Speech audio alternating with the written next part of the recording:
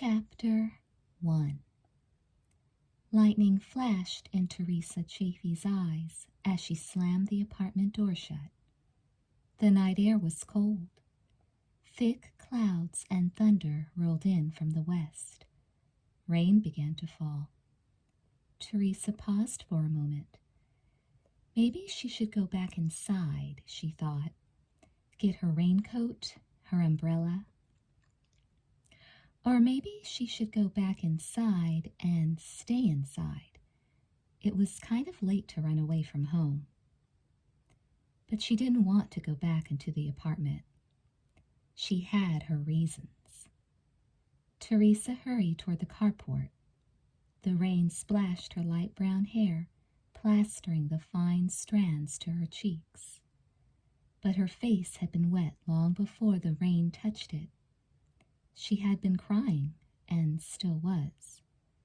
So many reasons to cry.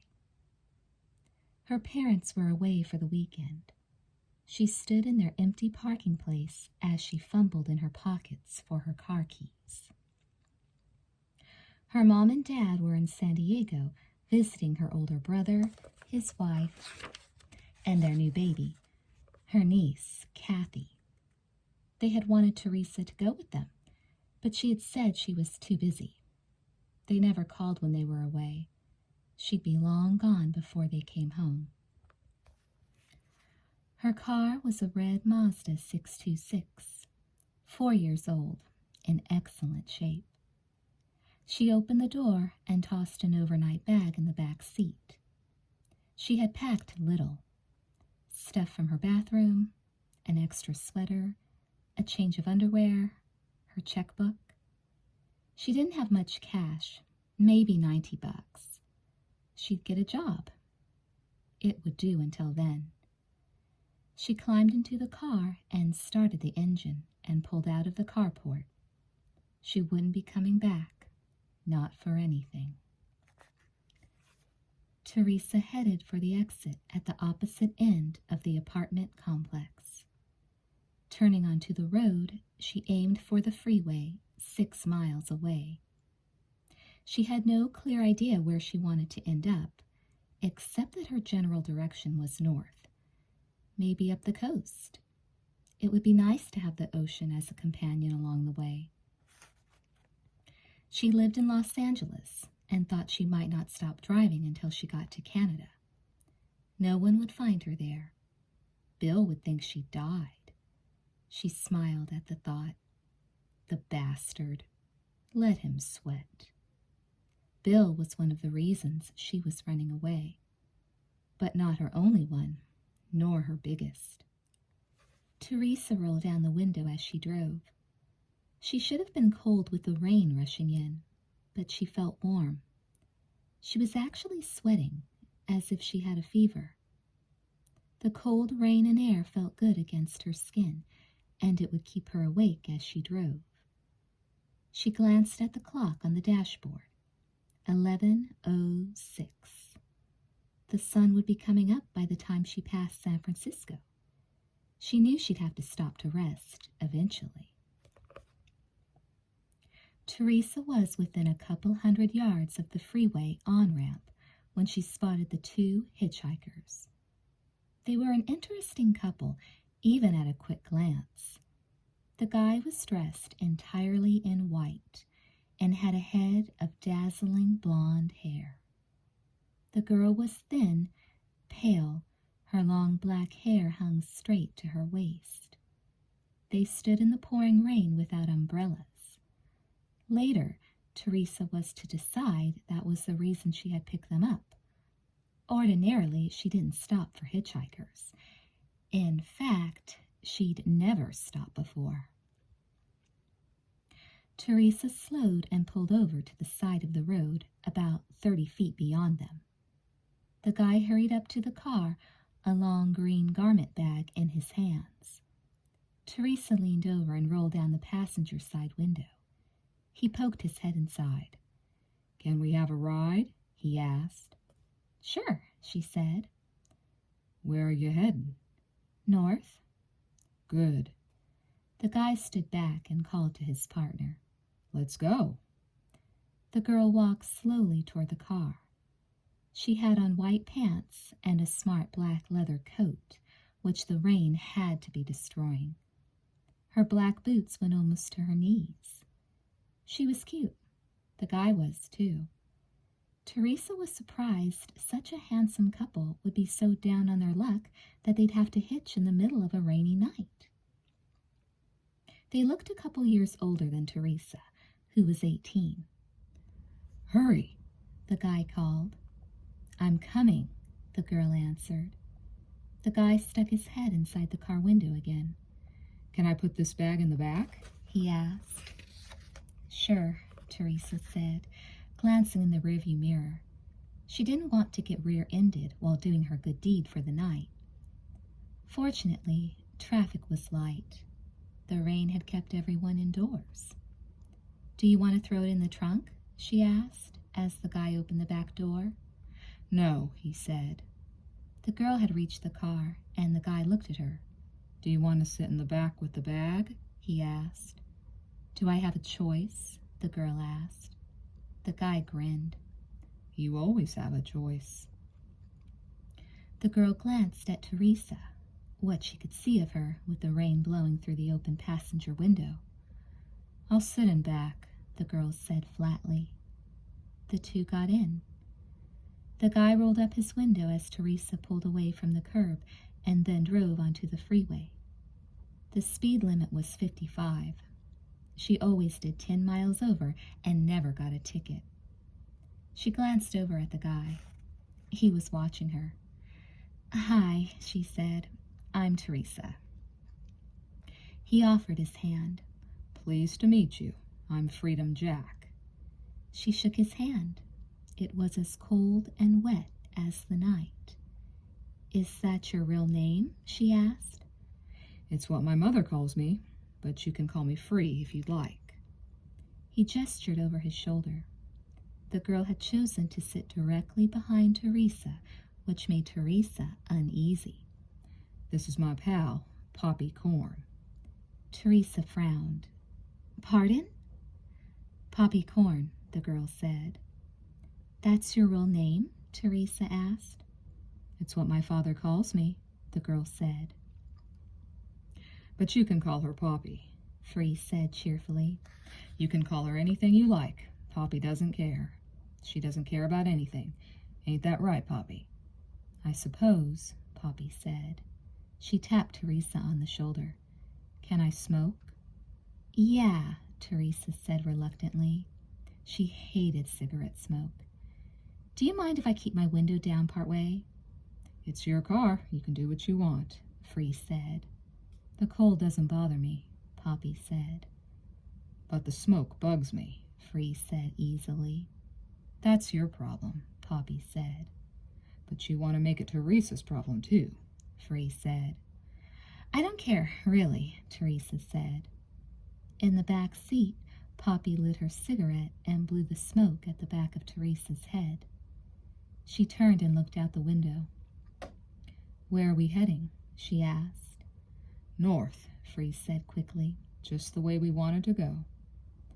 "What's your final destination?" Teresa asked. She wondered what their relationship was. They didn't seem to like each other. "We have a gig in the Bay Area," Free said. "We have to be there tomorrow. We'd be there now if Poppy hadn't driven our car into a telephone pole. Ain't that right, Poppy?" Poppy took another drag on her cigarette. "I don't remember a telephone pole." Free laughed. "That's just my point. You didn't see the damn thing until it was too late." "What's your gig?" Teresa asked. "I'm a magician," Free said. "We're booked into the Bards Club. Ever heard of it?" "It sounds familiar," Teresa said, lying. "Are you a magician too, Poppy?" Free laughed. "She's my prop. I saw her in 2, make her float in the air. Tomorrow I'm going to make her disappear. You should see our show. I can get you free tickets." "It sounds like fun," Teresa said. Maybe San Francisco would be far enough north to make Bill feel she'd vanished from the face of the earth. There might be advantages to staying in the country. We're also hoping to visit our parents on the way up, Free said. I'm going to see my mom, and Poppy wants to see her father. Why, I don't know. The guy never has anything interesting to say. Where does your father live, Poppy? Teresa asked. On the other side of the redwoods, Poppy replied. Teresa assumed she meant her dad lived just north of Big Sur. What does he do for a living? Teresa asked. Poppy coughed on her smoke. He's a priest. Oh, Teresa muttered. The girl was weird. Hey, would you like to see some magic? Free asked. Now? Teresa asked. While I'm driving? Sure, Free said. You can drive and be amazed at the same time. Maybe later would be better, she said. Now is always the best time. He disagreed and reached into the pocket of his white coat to pull out a pack of playing cards. He handed it to her. This is an ordinary deck. I'll have to take your word for it, Teresa said, fumbling with the deck as she tried to keep her eye on the road. Free was kind of pushy, but she was enjoying his company. He took her mind off all the garbage she had gone through lately. She wished Poppy would quit blowing smoke on the back of her head. She would have to take a shower to get the smell out of her hair. Do you want me to take a card? She asked Free. I want you to take 4 cards, he said. Pluck them randomly from the deck. Don't look at the 4 you've taken. Put the cards on your lap, face down, and give the deck back to me. You really should check that you are holding a regular deck first. It was hard to do what he was asking with just one hand. I'll be lucky to get 4 cards out, she muttered, straining in the dark car. She took a couple from near the top and a couple from close to the bottom. She set them between her legs and gave the deck back to Free, who immediately stuffed it into his pocket without looking at it. Now what? She asked. I'm going to tell you what cards you have between your legs, Free said. Sounds suggestive, Poppy said, bored. Free turned around. Do you know what the cards are? He asked. They're all jokers, Poppy said. You're wrong, Free said, pleasantly enough. You're always wrong. He turned back around. Do you know what the cards are, Teresa? You told me not to look at them, Teresa said. Free smiled. He was handsome in a boyish sort of way. She believed his eyes were blue, but couldn't be sure in the gloom. I was wondering if you had any intuitive feeling as to what you are holding, Free said. I'm not the psychic type, Teresa said. I am, Free said. I'm super psychic. He put his hand to his forehead and closed his eyes. I see aces. I see an ace of hearts. I see an ace of diamonds. I see more. I see the ace of clubs and the ace of spades. He opened his eyes and peered at her. This is amazing. You drew 4 aces from a perfectly normal deck of cards. Teresa laughed. I don't believe it. She picked up the cards and fingered through them. Aces, 1 and all. I don't believe it. How did you do that? Free took back his cards. Magic, he said. No, really, can't you tell me? Free shook his head. If I tell you all my secrets, I'll lose my aura of mystery. Ain't that true, Poppy? You lost it long ago, Jack, Poppy said. Don't call me that, Free said. Free, Teresa said. Can I examine that deck now? Sure, Free said. He took the deck out of his pocket and handed it to her. Teresa gave him a sly look. How do I know this is the same deck? She asked. You don't, Free said. I have deep pockets, but I told you to study the deck before I did my trick. Teresa gave a quick glance at the cards. They looked perfectly normal. She gave them back to Free. Where did you learn your trade? She asked. In the School of Hard Knocks, Free said. Hey, are you hungry? I'm hungry. Can we stop? Nothing fancy, you understand. I wouldn't mind a box of donuts and a carton of milk from a mini-mart. Would that be all right, Teresa? I don't mind. We'll have to get off the freeway. We can always get back on, Free said. They stopped at a stop-and-go just off the freeway. 2 rows of gasoline pumps stood outside. They were the only customers. Teresa and Free got out, but Poppy was comfortable in the back seat. Free paused to ask if she wanted anything. The rain was still coming down, but not so hard. It hadn't rained long enough, though. The air still tasted dirty. A carton of cigarettes, Poppy said. Free snorted. Those things will kill you. The world is filled with things that can kill you, Poppy said. Get me Marlboros. Do you want anything to eat? Free asked. No, Poppy said. Teresa and Free entered the store, and she got her first really good look at him. He was 6 foot, maybe 6'1". His white coat sported shoulder pads, but underneath the coat he was strong enough, more wiry than muscle-bound probably. She wondered if she had been off on his age. His skin wasn't so smooth in the light of the store. He was older than she had first guessed. His eyes were definitely blue, piercing in their almost white paleness. She suspected his blonde hair had been bleached. The roots were darker than the ends. He did have a cool walk, and she could see him on stage as a magician. He almost floated as he moved. Right now, he was headed straight for the beer. What do you want? He asked. My treat. I was just going to get a candy bar or something. She was a sugar freak, more specifically a junior mints addict.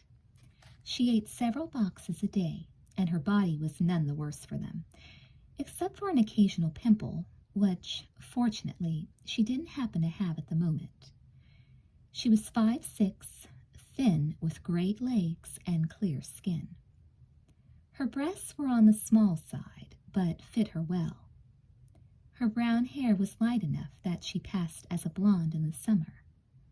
Overall, her face was pretty enough, in a natural California fashion. Yet the bruise-like circles under her eyes betrayed her recent traumas. Her lips were lush. She smiled a lot, too much. The smile was more a nervous reflex than an expression of joy.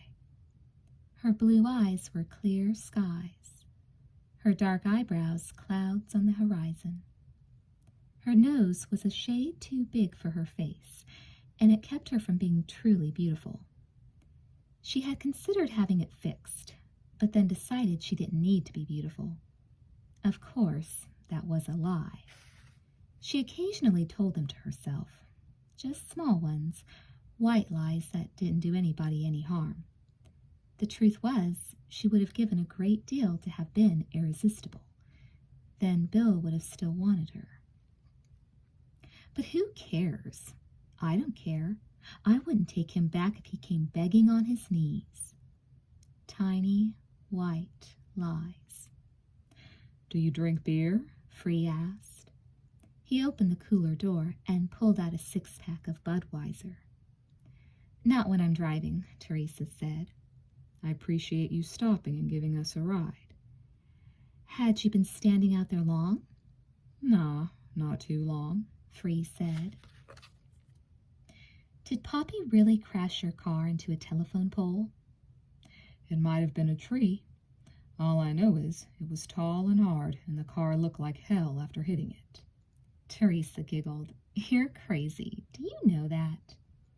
Free reached for another 6-pack. The later it gets, the crazier I get. Are we going to drive all night? Teresa paused. She had never actually invited them to stay with her all the way up the coast. Yet she couldn't see dropping them off in the middle of nowhere, especially if they were all still headed in the same direction. I planned on it, she said finally, rubbing her left wrist with her right hand. A dull ache throbbed through it.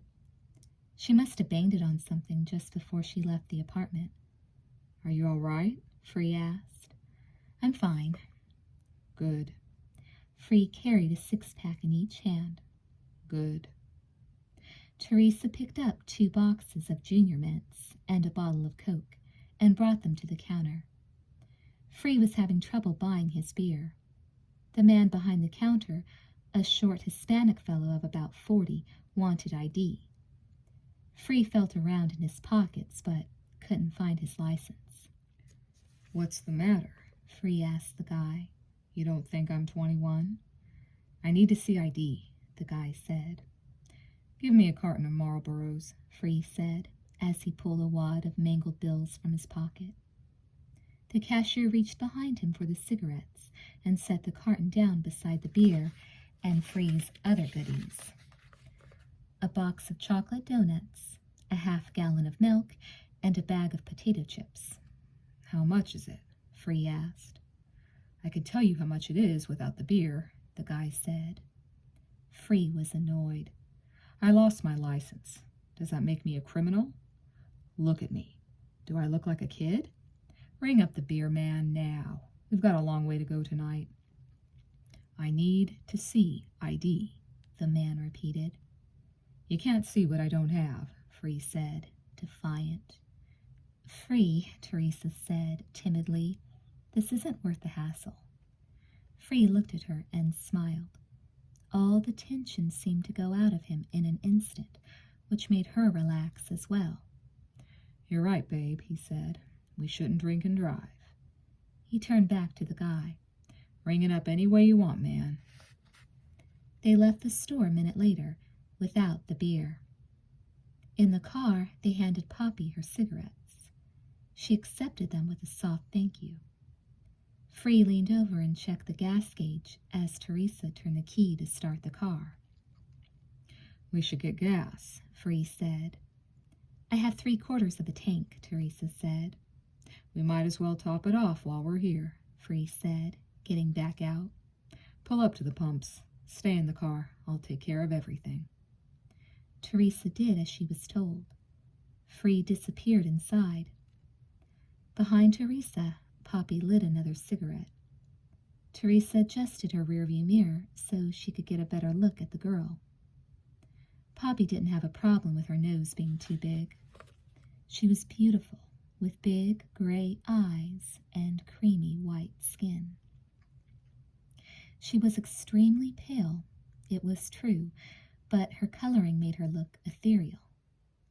With her mane of black hair and her black leather coat, she was halfway to being a vampire at a masquerade ball. She, too, looked tired. As she leaned her head back against the seat, Teresa watched the orange light of her cigarette glow in the center of her dark eyes. Are you satisfied? Poppy asked. I don't understand, Teresa said. You're checking me out. I don't mind. You're the one who's giving us the ride. Do you like what you see? You're a pretty girl, Poppy. So are you, Teresa. No, I'm not. I'm just okay. Why do you say that? Poppy asked. Because it's true. You don't say it because you want me to disagree with you? Teresa trembled. No, why do you say that? Poppy was already losing interest. Because I'm an amateur shrink. Does my smoking bother you? I told you I don't mind. I wish I could quit. Why don't you? Teresa asked. It's too late. Does your father live near Big Sur? Yeah, Poppy said. He lives in a big, old church. You were joking when you said he was a priest, weren't you? Nope. Do you really want to see him on the way up? Teresa asked. The reason I ask is we'll definitely have to take the coast road then, and it will take us longer. But I don't mind. I was thinking of going that way anyway. Do you want to see him? Poppy asked. Teresa chuckled. Why would I want to see a priest? He could listen to your confession. Teresa shivered, although she still felt hot. Her shirt was damp with perspiration. I have nothing to confess, she said. Poppy closed her eyes. We all have something to confess. She took a drag on her cigarette and coughed. Some bloody thing. Free reappeared a minute later. Teresa was surprised to see he had the 2 six-packs of beer with him. He explained that he had found his license. He set the alcohol on the front seat and casually topped off the gas tank. Then they were back on the road, back on the freeway, heading north with no clear destination in mind. Chapter 2. They didn't reach the coast until an hour and a half later, after they had driven through Ventura. On the drive up, Free drank 4 beers, Poppy 2, and Teresa 1.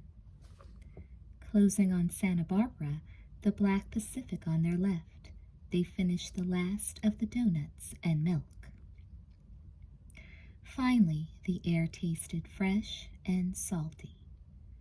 Free dazzled Teresa with more card tricks and was in a jolly mood the whole time. He did one trick where he had Teresa name a card, and then he said he definitely used magic this time, made it appear in the back pocket of her pants.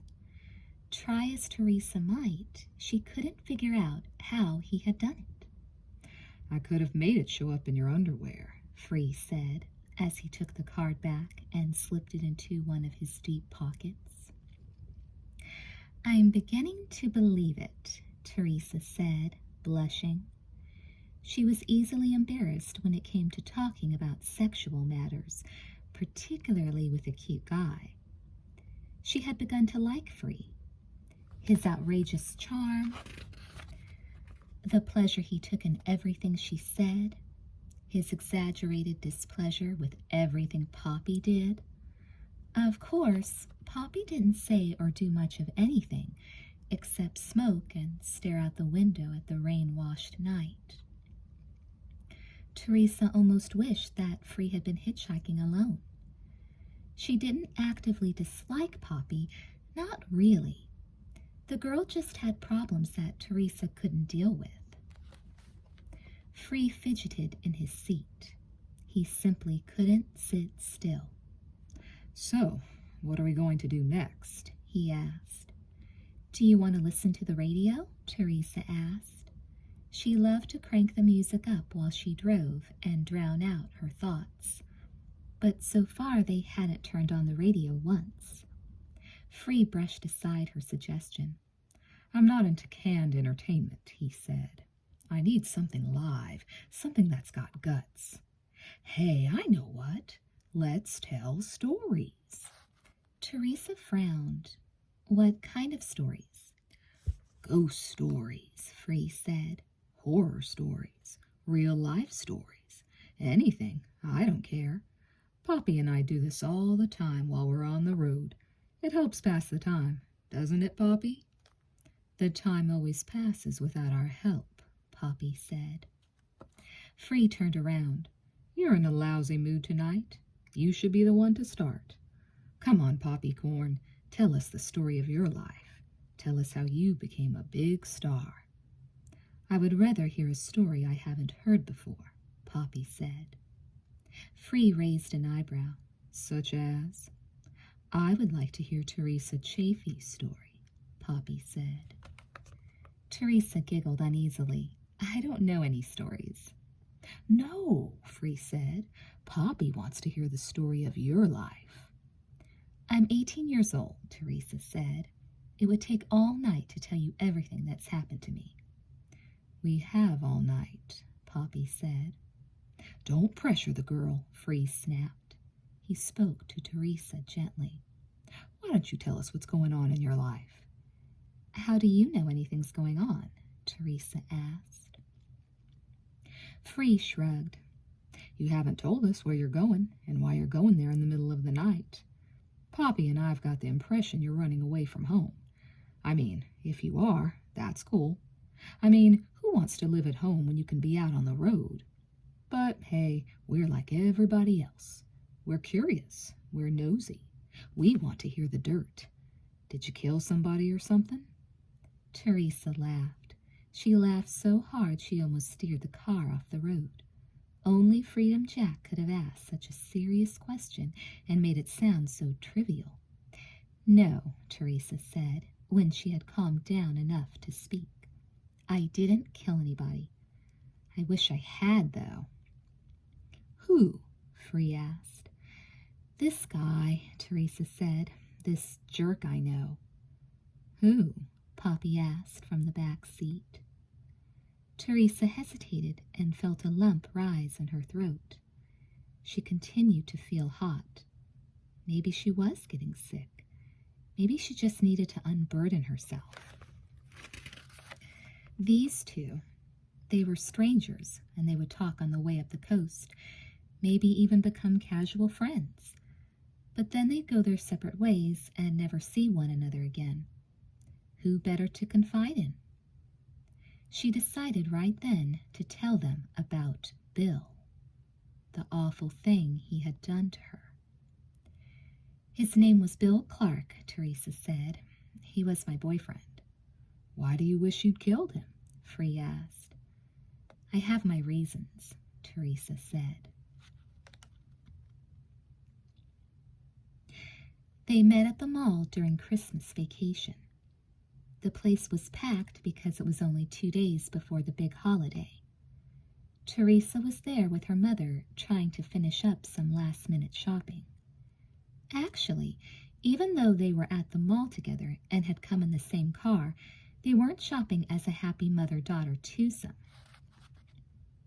Teresa couldn't buy anything with her mother present because her mother inevitably told her how stupid she was being. Her mother didn't approve of anything she did, which caused Teresa to keep a low profile in her presence.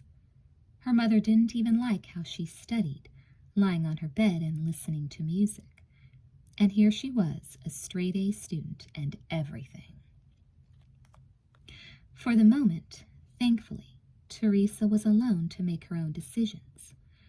She was hungry and stopped at the food section, which was huge. The selection vast. She could have Mexican, Italian, Chinese, or American. She ended up at a Carl's Jr. She liked the charbroiled chicken sandwiches. She had to get in a long line. After a minute or two, the guy in front of her turned around, and his hands were also laden with bags. He had brown hair and brown eyes, a nice build. He also had dimples. She noticed those first. She always liked dimples on a guy. They made anyone look less dangerous. She hadn't dated much, and guys still scared her a little. This one was about her age. It looks like it's going to be a long wait, the guy said. Teresa nodded. At least 15 minutes just to put our orders in. He nodded at her bags. Do you have something for everybody? She smiled. No, I ran out of money. I'm going to have a lot of people mad at me this year. Actually, that wasn't true. She had bought something for everyone who might conceivably expect a present. It had broken her to do so. She had spent over $400. She'd make it back, though, she told herself. She gave guitar and piano lessons every day after school. She had been playing both instruments since she was 9 and was considered very good. She also sang and wrote songs, although only a few people knew that. Her best friend, Renee LaRoe, was one. She had spent $100 on a cashmere sweater from Nordstrom's for Renee. You can't please everybody, the guy said. Ain't that the truth, she said. She was always trying to please people and thought it was because she was a nice person, although sometimes she did worry that she just wanted people to like her. She knew those weren't exactly the same things. Are you here by yourself? The guy asked. My mom's around somewhere. We're supposed to meet in Walden Books in an hour. How about you? I came by myself. Do you know what you're getting for Christmas? It was an interesting question, she thought. I I know my parents are getting me a new guitar because I had to help them pick it out. My brother, he lives in San Diego. He'll probably give me a gift certificate for clothes. He always does. My best friend will get me something totally off the wall, something I'll never be able to use or even show anybody. How about your boyfriend? The guy asked. The question was probing. The fact didn't escape Teresa. But the guy asked it so easily that she didn't know if he was interested in her. She didn't even know if she wanted him to be. Lowering her head shyly, she muttered, I don't have a boyfriend. Then I should buy you lunch. She raised her head quickly. Pardon? Can I buy you lunch? Why? I mean, I don't even know your name. I'm Bill Clark. Who are you? Teresa. May I buy you lunch, Teresa? She felt her cheeks redden. Can I order anything I want? Bill smiled, showing his dimples. Anything you desire. They both ordered chicken sandwiches when the time came, half an hour later. By then, Teresa knew that Bill was a senior in high school like herself, and that he was interested in astronomy and physics, and that he wanted to journey to Mars before he was 40. By then, she also knew she wanted to go out with him, and when he asked for her number after they'd eaten, she couldn't find a pen quick enough. He picked her up for their first date 2 days after Christmas, which was a Saturday. Her parents grilled him for 30 minutes before giving him full responsibility for their darling daughter's very existence on the planet. Bill took it all in stride. When they were in the car, he said his mother had died when he was a kid, and that he never saw his dad because the man worked all the time. Teresa felt a pang of sympathy for Bill, yet at the same time she couldn't imagine a more wonderful setup. They went to dinner, and Bill talked about the Big Bang Theory, the origin of the universe. He said that 15 billion years earlier, all matter in creation had been condensed into a single point of mass as tiny as the period at the end of a sentence, but that this point exploded and generated trillions of degrees of heat and a great light that still glows faintly to this day. The background radiation of the universe, Bill called it, and it sounded so incredible because the light of the candles on their table was in his eyes, and he had shaved and dressed up just for her. When he was through talking, she asked him a question. Then what are we? She asked. What do you mean? If all matter in all the universe can be condensed into a period, doesn't that mean that we're like nothing? Just spirits floating around on a ghost planet? Bill nodded. That's true. All of matter is almost entirely space. Only an infinitesimal part of it is solid. Then how come you can't see right through me? She asked. He smiled. Who says I can't? Who says I can't tell exactly what you're thinking right now? What am I thinking? She didn't even know herself, but it was something about him. Everything about him. He was wonderful. The way he talked about important things, big things. All she had ever thought about was the smallest of things, herself and what others thought of her. Bill raised his water glass, indicating she was to do the same. They chimed the crystal together. You're thinking you want to go out with me again, he said. I don't know if I can. She enjoyed watching his face fall. I mean, there's a lot of background radiation around you. He laughed. There's a lot of light around you, Teresa. Later, after a movie neither of them enjoyed, he took her to his place. His father was at work. The man must have made big bucks. The house was gorgeous. Teresa felt nervous. She had never been alone with a guy late at night. But she was excited, too, and she trusted Bill. She knew he wouldn't try to take advantage of her. They sat in the living room beside a huge aquarium of exotic fish.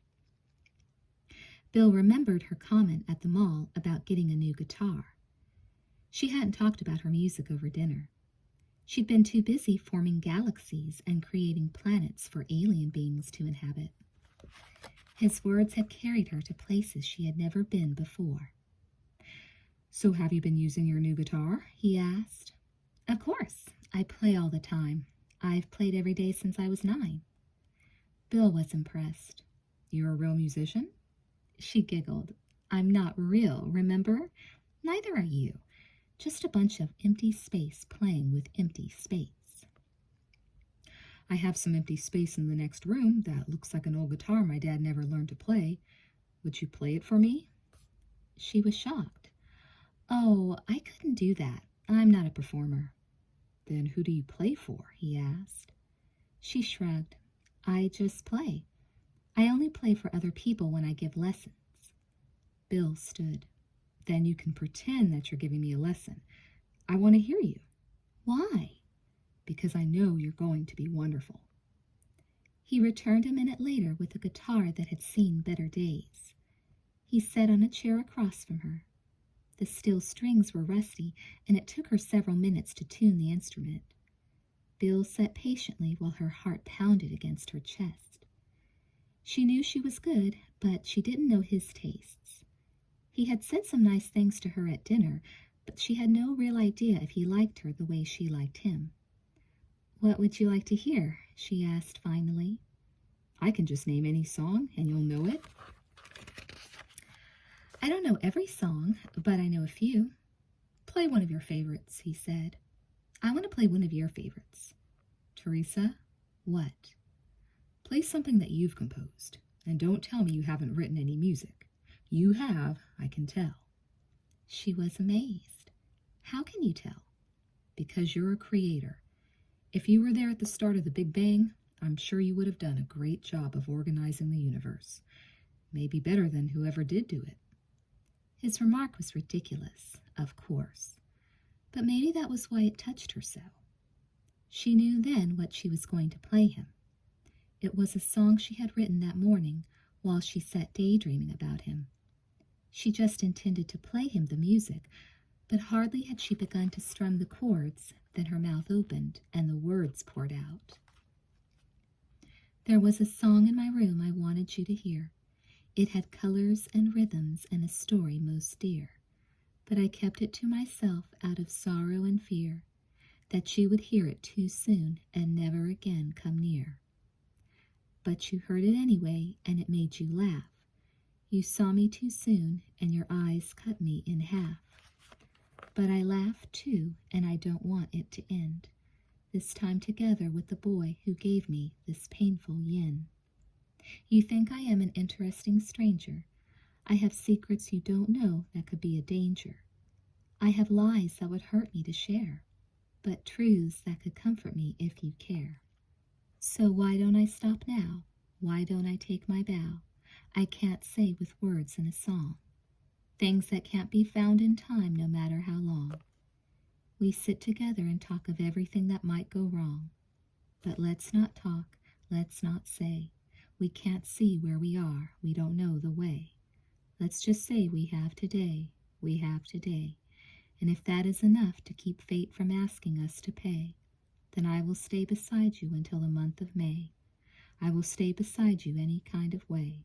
Boy, this is all I want to say, until the month of May. They sat in silence when she was finished, Bill staring at her. Her heart was no longer pounding. It had sunk into a warm glow of golden light at the beginning of a new creation. Bill smiled and shook his head. What's it called? He asked. The month of May. It's still December. It's a long way to May.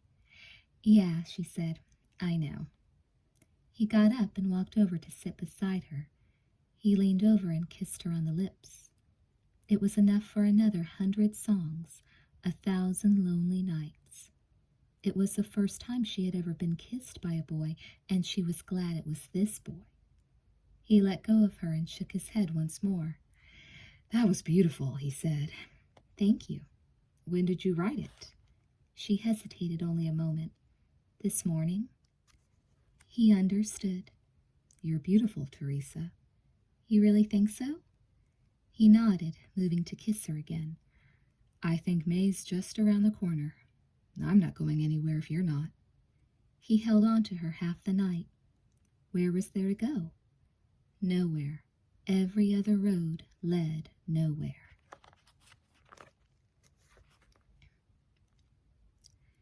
He just used me, Teresa told Freedom Jack and Poppy Corn as she finished telling them about her first date. He made me think he cared about me when he didn't. Did you guys do it the first night? Free asked. Jack, Poppy complained. I told you not to call me that, Free snapped. Well, really, Poppy said. Show some class. We didn't sleep together that first night, Teresa said. But later, huh? Free said. Teresa hesitated. Sure, yeah. I was happy. I was having a good time. She gestured weakly. I was a fool. The bastard, Free said. What did he do to you? It's a long story, Teresa said. You have to tell us, Free said. Then he became still for a moment, rare for him. But I suppose it's our turn to talk. What do you say, Poppy? You never stop talking, Poppy said. Shut up. Gladly. You have to tell a story, Free complained. It's part of the deal we made with Teresa. Poppy lit another cigarette. Why don't you start, and I can jump in when you get lost? It's a deal, Free said. Let's tell her about John Gerhardt and Candace Manville. Who are they? Teresa asked. Friends of ours, Free said. They led an interesting life. We both knew them. They had a kind of Romeo and Juliet romance. Teresa grimaced. I hope they didn't commit suicide at the end. They were no Romeo and Juliet, Poppy muttered. Let me tell you how it went, Free said. Chapter 3. John and Candace first met when they were juniors in high school, Free said. John had just come to the L.A. area, where a lot of their story takes place. He was originally from Detroit. His mom and his stepdad moved out to L.A. because his stepdad had been laid off at a GM plant. He was looking for work. The family didn't have much money. John had to get a job right away on top of going to school. He worked at a gas station doing everything his boss was too lazy to do. John was great with cars. He could fix anything that was broken. But he was kind of wild. Sometimes he broke things that didn't need to be fixed. He was a cool guy, though, and wasn't going to be a mechanic all his life, not with his good grades. He took a lot of math and hard sciences and knew he'd be an engineer someday. John ran into Candace not long after he started at his new school. She was a beauty, and John always had an eye for good women. He called her Candy, although she didn't let anyone else call her that. They shared a math class. Candy wasn't the academic type. She liked to read, but mainly she enjoyed sitting and spacing out. She was a dreamer, that Candy. She should have been born on the moon. Anyway, John began to help her with her math before he even asked her out. He knew right from the start he wanted her. He was just biding his time, being cool, and she really needed his help. She had a C that was looking more and more like a D every day. Candy needed more than tutoring. John moved so he was sitting behind her, and during tests he would pass her the answers. John was a whiz at math. Candy's grade went from a C to a B in a month. The teacher was out to lunch, so they never got caught. Candy would have gotten an A in the class if she hadn't started so far in the hole. John did get an A. He got A's in practically everything. Finally, John and Candy started dating. He didn't even ask her out. She asked him out. She was hot for him by then. John was hot for her, but he liked a girl bouncing before he jumped, if you know what I mean. They went to the movies, ate, drank beer, the usual teen scene. They went to the beach a lot, too. Candy looked like sex and sun lying in the warm sand. By then they were heavily involved, physically, I mean. They did it just about every day. They got along great. Their junior year ended, and, of course, they had more free time, although John still had to work hard at the gas station. If he didn't bring home the bacon, his stepdad carved it off his ass with a belt. John had a bastard of a stepdad. The guy had lost a few screws, wielding on so many bolts for so many years on the assembly lines in Detroit. They couldn't stand the sight of each other. But all this time, John didn't know that Candy was keeping a secret from him. He didn't find it out until they were already back in school for their senior year. You see, Candy didn't take any art classes. Her parents wanted her to be a doctor. I say her parents and not her because Candy didn't really know what she wanted to do with her life. The one thing she knew was she loved to draw. She was a genius, really, when it came to sketching stuff. But she kept her abilities secret from John because she was afraid he'd make fun of her. That was one thing about John. He couldn't stop teasing people. He would tease a guy pushing himself up a hill in a wheelchair, not because he wanted to hurt the guy's feelings, but because he wanted to get a laugh out of him. John was always trying to get a laugh out of everybody. Well, one day he stopped by Candy's house when she didn't expect him. She was up in her room working when he walked in. She had an easel set up by the window with a drawing of John and herself at the beach. She was sketching John then. She was using charcoal. Candy only drew in black. Later she told John it was because she was colorblind, but he thought she was just kidding. A minuscule number of girls are colorblind, John knew. Anyway, he walked in on her while she was in the middle of her sketch, and she just about died of embarrassment. And Candy didn't embarrass easily. How could she when her brain was always sitting on the goddamn moon? But she was sensitive when it came to her art. She knew John would razz her no end, which was exactly what he did. But I knew John. I knew how he really felt about Candy's work. Her talent blew him away. It really did. The second he saw her drawing of him, his jaw dropped. He couldn't believe how much power she had put in it. She caught a side of John not many people knew. The strong John, the one who could make things happen. He could have been great. But John didn't let his jaw stay dropped. He quickly started in on her, saying that she had made his ears too big and his nose too long, and that he should be carrying a rifle and looking macho.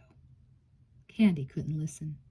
She pulled the sketch down, tore it in two, and threw the pieces in the garbage. She started crying, which just made John hassle her more. There was no point in showing weakness around him. He saw it as an invitation to score more points. John saw all of life that way, that he had to score to get ahead while the getting was good. Candy was the opposite. She let things happen, and if nothing happened, so much the better. She could bury her head in a book and know the world would keep turning. Afterward, though, John felt bad for giving Candy such a hard time. He wanted to see more of her stuff, but she wouldn't show it to him. She took all her sketches and hid them at a girlfriend's house. From then on, John never knew what she was drawing. It bugged him. He cared about Candy. He wanted to be involved in all parts of her life. But she wouldn't let him in, and that was too bad for her, because John could have helped her get ahead, pushed her in the right direction. John could see already that Candy wasn't cut out to be a doctor. She didn't have the discipline. He tried explaining that to her parents, but then they didn't want him coming over, so he backed off. John was pragmatic. He wasn't about to give up his girl just to save her vocation. The year went on. John got great grades and Candy did well, mainly because John passed her the answers on every test they took. They had arranged their schedules so that they spent almost the entire day sitting beside each other. John and Candy mastered the art of cheating with mirrors, flying spitballs, invisible ink, Morse code, and even telepathy. Yeah, they were so close it was like John just had to look over at Candy and she would know what he was thinking. If the answer to question 20 was C, he would say, "I can always see you, Miss C. Wherever you go, my eyes can see you." John was possessive of Candy. If she so much as spoke to another guy, she got chewed out, and the other guy would end up with a bloody nose. John had a temper. There was no arguing that. His temper got the worst of him near the end of the school year. At the beginning of June, Candy and John were just a few days shy of graduating. They had one last test to take, chemistry. It was John's strongest subject and Candy's worst. She couldn't pick up a test tube without thinking she was taking an early pregnancy test. She thought the periodic table of elements wasn't square enough. This was the girl who wanted to be a doctor. But she was on her way. She had gotten accepted at Berkeley, the same school as John. They had it all planned. They were going to live together in an inexpensive bungalow, get night jobs at a movie theater, and make love at least twice a day. The only reason she got accepted at Berkeley, though, was because John had helped her raise her grades so much her junior and senior years. She was going to a school where she probably didn't belong, and John knew it, but he figured he'd be able to pull her through. Anyway, they had this one last test to take in chemistry.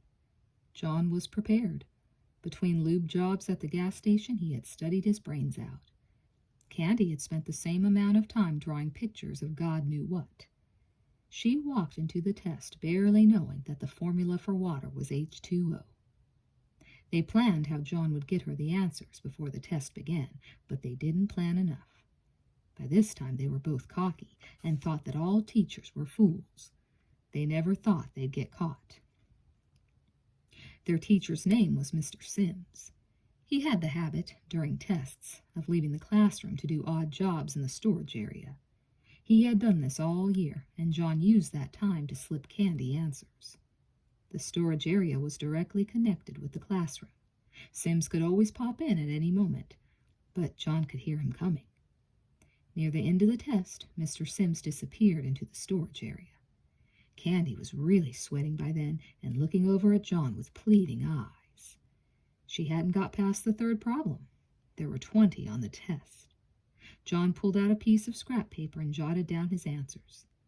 He was already done with the test. He was always the first one done.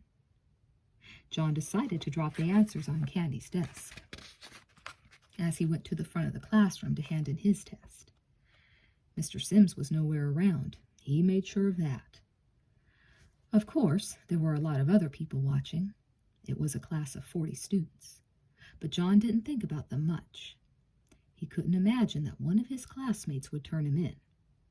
That was one thing about John. He gave people a hard time, but he didn't mean anybody any harm. Maybe it was the stress of the moment. Maybe John had made the girl feel bad earlier in the year, and she had just been biding her time to get back at him. It doesn't matter. John crumpled his scrap paper with the answers on it into a ball. As he got up, he let the paper fall on Candy's test paper. Candy was ready, waiting for it, but she didn't have time to get it out of sight before a girl in the back shouted for Mr. Sims to come into the room. Wait, I take that back. Candy did have time to get rid of the evidence. She could have stuffed the ball of paper in her mouth and swallowed it, but she froze. Mr. Sims was back inside in a moment. He wanted to know what was happening. The girl in the back pointed at John and Candy. John just gave Candace all the answers to the test, the girl whined. She had one of those annoying voices that you just knew would make her future husband want to have extramarital affairs. Mr. Sims hurried over to John and Candy. He was in a sour mood. His wife had recently left him for a filmmaker of animal documentaries. He had been taking it out on his classes by making his tests harder and harder. Still, John didn't expect Mr. Sims to slap him down. After all, he was his best student, the only one in class who was getting an A. He watched as Mr. Sims stormed toward him. He whispered to Candy to make the crib sheet disappear. Maybe Candy didn't hear him. "Are you two cheating?" Mr. Sims demanded. He wasn't big. He was short and round, but he had been trying to act bigger since his wife had left him. His face was beet red, and John misjudged how angry he was. "No, I was just handing in my test," John said. "I don't know what Annie's talking about." The girl's name wasn't Annie. It was Sally. She had a 2-ton chip on her shoulder. She jumped out of her seat and hurried to Mr. Sims. All this time, of course, the cheat sheet had been sitting right in the center of Candy's desk. Sally triumphantly reached down and picked it up and gave it to Mr. Sims. "I saw John drop this on Candy's desk a few seconds ago," she pronounced in her whiny voice. "Is that true?" Mr. Sims asked Candy. "No," John said quickly. "It's a complete lie," Candy agreed. Mr. Sims wasn't buying it. He would have had to be pretty stupid to do so. "Then where did this paper come from?" he asked as he unwadded it. John was feeling cocky. "I think it's Annie's," he said. "My name's Sally, and you are a big fat liar," Sally shrieked in her nasal twang. "This looks like your handwriting," Mr. Sims told John when he had the paper open in his hands. "I dare you to deny it." John shrugged. "I don't deny it," he said.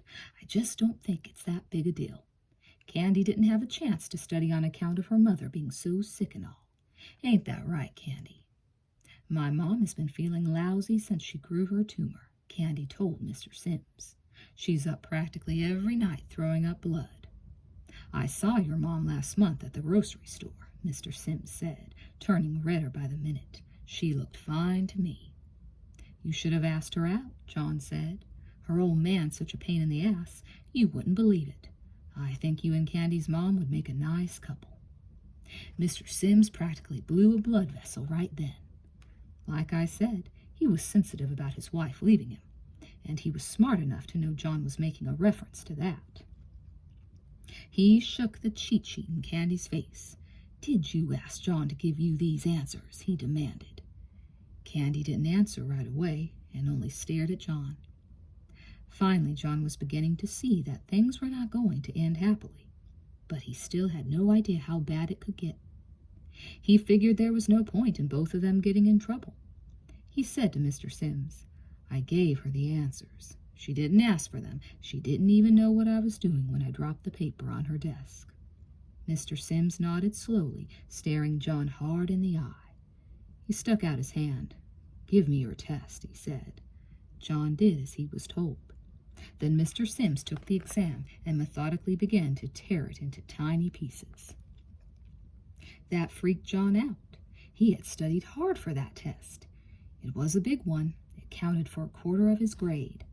Taking a 0 on it would drop his A down to a C. His own temper began to burn, and good things never followed when that happened. "What the hell did you do that for?" he yelled at Mr. Sims. "Because you are a spoiled little cheat," Mr. Sims yelled back. He pointed toward the door. "Get out of here and take your filthy mouth with you." "You can't kick me out," John yelled back. Mr. Sims poked an angry finger in John's chest. "I just did. Get out. You just failed your final exam. You are excused." John slapped his finger away. "You're pissed because I suggested you go out with Candy's mom," John said. "I was just doing you a favor. God knows you're going to have trouble finding another woman looking the way you do." Mr. Sims lost it right then. He poked John in the chest again, hard this time, so that John had to take a step back to keep his balance. "You didn't just fail this test, you 2-bit cheat," Mr. Sims said. "You failed this class. That fancy college you think you're going to won't be taking you after I get through talking to them." John didn't like the sound of that. Mr. Sims was talking about fooling with his future, and John had big plans for his life. He was going far. He was going to do great things, and people like Mr. Sims weren't going to stop him. But John hadn't learned yet that the smaller the person, the easier it is to trip over him. Mr. Sims had his leg sticking out, and John was running by at the wrong time. John blew his top. He pulled his arm back and clenched his fingers and landed a fist on Mr. Sims' jaw. The teacher hit the floor for a mid-afternoon nap, minus a few teeth. "Wow," Teresa said, speaking for the first time. She hadn't even thought to interrupt. Free was a natural storyteller, and as he gathered steam, Teresa felt she was right there with John and Candy. "John was expelled the next day," Free continued. "In fact, he was arrested on charges of assault.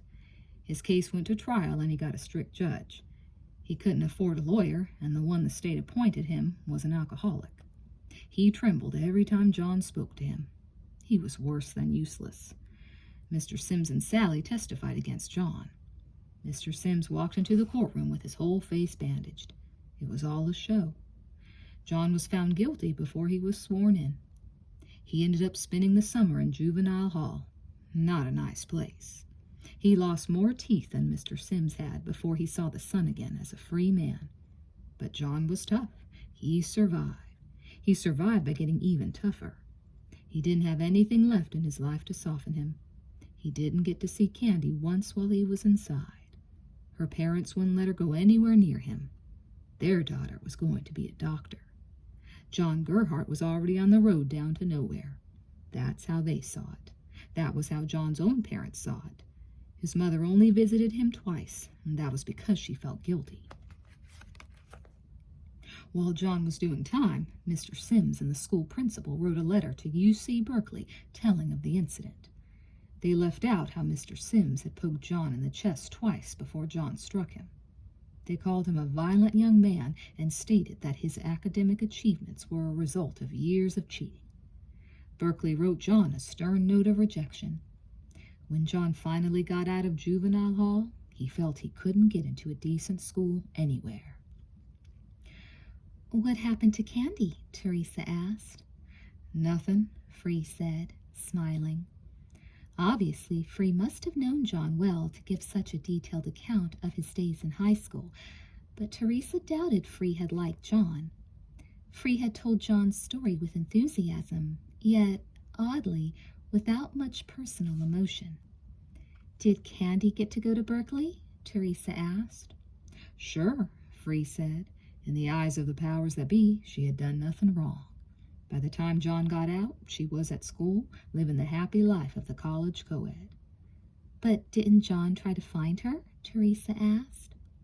Free stared out the window. "Yeah, he tried, but he found her at the wrong time." "What do you mean?" Teresa asked. "I should tell this part." Poppy spoke in the back seat. "I knew Candy better than Free did." Teresa glanced over her shoulder. It was a rare moment. Poppy didn't have a cigarette in her mouth. The quiet girl was leaning to the right, resting against the garment bag Free had shoved in the back seat. "Tell me what happened," Teresa said. "I will," Poppy said, "after you tell us more about Bill." "That's fair," Teresa said. "Bill and I have been going together less than a month when he came up with the idea of making me a singing star. That was the beginning of the end." Chapter 4. In reality, Bill and Teresa had been dating for 6 weeks when Bill set up an audition for her at the Summit Club in Newport Beach. During those 6 weeks, they had grown close. It was rare if they didn't talk at least once a day on the phone. Their favorite pastime was to go for long walks and ramble on about everything. Teresa felt that since she had met Bill, more words had come out of her mouth than during all her previous years combined. She seldom felt shy around Bill and didn't feel she had to do the right thing all the time. Bill never criticized her. Being at ease in his company actually took Teresa some getting used to. At home with her parents, in particular with her mom, she could never relax. Bill surprised her with the idea of auditioning after they'd been to a late movie. He was kissing her in his car outside her apartment. She was anxious to get inside before her dad came out, but at the same time, she was hoping Bill wouldn't stop with simple necking. Bill didn't come on too strong, and she respected that. But now she wanted a little less respect and a lot more intimacy. She wanted to get closer to him, to love him more, and she didn't know how to do that without having sex with him. But she couldn't tell Bill that because she was too shy, and he might not think she was good enough for him. That was the only thing she worried about when she was around Bill, how attractive he thought she was. His repeatedly telling her she was pretty didn't free her from that insecurity. It seemed to heighten it, in fact. "How would you like to have a bigger audience than me?" he asked, right in the middle of a passionate embrace. She had to pull back a foot to absorb what he had said. and even then she didn't understand it. "Pardon?" she said. "I want other people to hear you sing," Bill said. "Why?" "What do you mean, why?" "Because you're great." "Do I have to be great for everybody? I like being great just to you. What are you talking about anyway?" "An audition," Bill said. "An audition for what?" "At a club down by the beach. It's called the Summit. It's a fun place. It has live talent every night. There's an audition this Tuesday afternoon. I think you should go. I'll go with you. You'll blow them away, I guarantee it. It's a paying job, Teresa. You can make more in one night at the Summit than you do giving 50 private lessons." Teresa sat back. The windows of Bill's car were steamed up. She reached over and cracked her window and took a deep breath of fresh air. "This is the craziest thing I ever heard," she muttered. "Why?" "I can't play at a club. I'm not loud. I'm not exciting. I don't dance, and I certainly can't get people up dancing.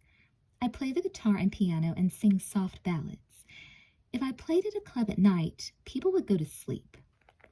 Bill studied her intently. The light from a distant street lamp cut across his face, making him look like two people at once, neither of whom she knew as well as the guy she had just been kissing. "The Summit hires all kinds of talent," he said. "They have rock groups, rap groups. They have people who sing ballads. The main thing is they like people who are good, and you're real good." "I'm in high school," Teresa said. "That doesn't matter. It's your talent that matters. Your age doesn't count. They'll recognize that, I guarantee it." She had to chuckle. "You can't guarantee anything, Bill. You're in high school, too." He stopped. "I've already played them a tape of your stuff." "What?" "You heard me," Bill said. "I don't have a tape of my stuff. I've never taped anything." "I do. I have."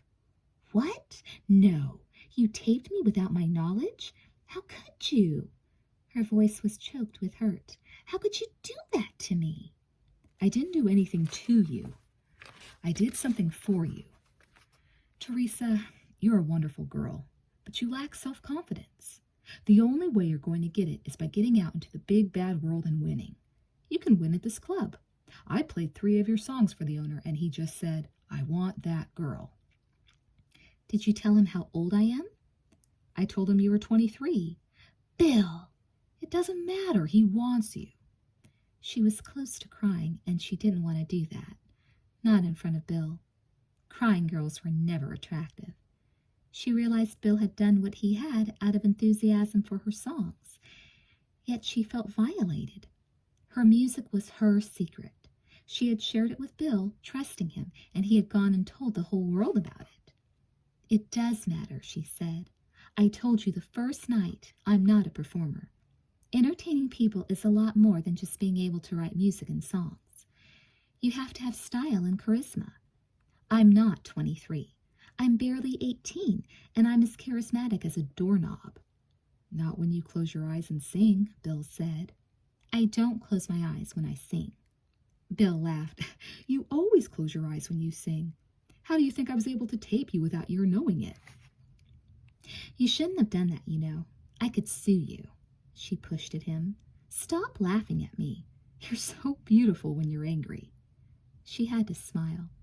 "You've never seen me angry, Buster." He kissed her suddenly, a quick one. "Will you do it?" "No." "You have to." "Why?" she asked. "Because I want you to. It will mean a lot to me. It will mean even more to you." "I'll audition and they'll see I'm just a kid." "We'll dress you up," Bill said. "You'll look like a woman of the world when you walk in. You'll look like Madonna." "I don't want to look like Madonna. She can't sing." "And look how far she got." "Will you do it?" "No." That no doesn't sound as strong as the first one. "Will you do it?" "No." "They're getting weaker." "My parents won't let me." "We won't tell them." "What will we tell them?" she asked. "That we're running off for a romantic weekend. Every weekend." She stared at him. He was so adorable and cute. She reached out and ran her hand through his hair. It was impossible to stay mad at him. "Can we?" she asked. "What?" "Run away for a romantic weekend?" He was surprised, but he recovered swiftly. If you do this for me, Teresa, I'll do anything for you. She considered, but not for long. You have a deal, Mr. Bill. The summit was bigger than Bill had led Teresa to believe. On a good night, 200 people could crowd in. When she got out of the car with Bill to check the place over, she wanted to faint. I can't play here, she said. What difference does it matter how big it is? He asked. Your eyes will be closed. He dragged her inside. There were no auditions going on then, just a chubby, middle-aged custodian wiping tables up front. He had a cigar in his mouth and sweat dripping off his fat cheeks. We're here, Mr. Gracioni, Bill called. This isn't the owner? Teresa hissed in Bill's ear. One and the same, Bill said. Damn. What? Damn everything. I want to leave. It's too late now, Bill said cheerfully. Are you the girl with the voice? Mr. Gracioni asked as he walked over. He had on a wine-colored sports coat and a mine of gold chains around his hairy chest. He looked like a character who had been dug out of a scene from a Godfather movie. He stuck out his hand, and Teresa felt as if she were being offered a bunch of sausages. Bill and he shook. This is the big lady, Bill said. Teresa, meet Mr. Gracioni. You look young, he said to Teresa. Thank you, she said. The guy thought that was funny. They weren't fooling him one bit. I don't care how old you are. I heard your tape. You really write that song? Which song did you hear? She asked. Until then, Bill said. I wrote it, Teresa told Mr. Gracioni, surprised at the pride in her voice. He gestured to the stage at the front of the club. Play it for me now, Mr. Gracioni said. Or something else, I don't care. You have your guitar? Good. We won't bother with the mic for now. I'll sit up front. Have you played in clubs before? A few, Teresa said. Which ones? He asked. You can make up names if you want. I'm not going to check. Bill mentioned 3 places in Hollywood that they had agreed upon ahead of time. Mr. Gracioni grunted and took a seat. Bill walked her to the stage and left her there. That was the thing about being a performer. Someone could support you totally, be 100% behind you, but when it came down to it, you had to do the performing alone. She set her case on the stage and opened it. Her guitar felt strange in her hands, as if she'd never held it before. She was so nervous, and there were only 2 people in the audience. How would she feel if there was a crowd? This was insane. This wasn't what she was about. Bill was trying to change her overnight, all the time telling her he liked her just the way she was. She turned to Mr. Gracioni, prepared to say she couldn't go through with it. The man was smiling at her. You got the shakes? He asked. Everybody who's any good gets the shakes. If you didn't get them, I'd know you didn't care about your music. Teresa, I'm just a guy who owns a club. I'm not a judge for the Grammys. Just sing me a song or 2. His words gave her confidence. I'll sing you something I wrote last week. It's called Warm Summer. She stepped up onto the stage and took a seat behind the silent microphone. She sat in shadow. The lights were all off. She strummed a few chords, liking the sound. She had tuned the guitar on the way down to Newport Beach. Clearing her throat once, she began. The sweat of the night touches my skin. I lie on the sheets, dreams waiting to begin. For when this sin, I think of you touching my skin. But I am not so bold, I say only this to myself. Skin waiting so cold, for me this gold would be having you to hold. Warm summer, warm night, with time you take flight. Warm summer, cool night, I miss you. Do you miss me tonight? Days so long, the sun burns my sky. Everything seems so wrong. For me, this sad song is knowing you'll be gone. Still, you say, I love you. Your words sound so fine, but are they true? For I love you. I wish we could make this all brand new. Cold winter, cold night. With time you took flight. Cold winter, lonely night. I still miss you. Do you miss me tonight? Tonight? When she finished, no one clapped. She hadn't really been expecting it. But it would have been nice if Mr. Grazioni had jumped up and cheered. He only stared at her with an odd expression, and his first question puzzled her. Are you two going together? He asked. She hesitated. Yes. Mr. Grazioni glanced at Bill. But you're getting along fine? Great, Bill said. Mr. Grazioni nodded. Just wanted to be sure. He grinned. Teresa, you put such sorrow in your voice, you had me worried for a moment. That's an amazing song. You liked it? She asked, sounding as if she were 3 years old. Do you want to hear more? He stood and clapped his hands together once. He was excited. I loved it, and I want to hear everything you've written. But I can tell you right now, you've got a job here, if you want it. You'll have to play Tuesday and Thursday evenings. Traditionally, those are quiet nights, both for the number of people we draw and the music we offer. But when you get more experience, we might stick you on a Friday or Saturday night, just to see how it goes. On weekends, this place cooks. How does that sound? Teresa beamed. Wonderful. She knew she would remember this moment and feeling for a long time, because it was a feeling she had never experienced before, except perhaps when Bill asked her out the first time. She looked at him from her triumphant place on the stage and saw how happy he was for her. It was true. He had made it all possible. She couldn't imagine loving him any more than she did right then. It sounds wonderful, she said.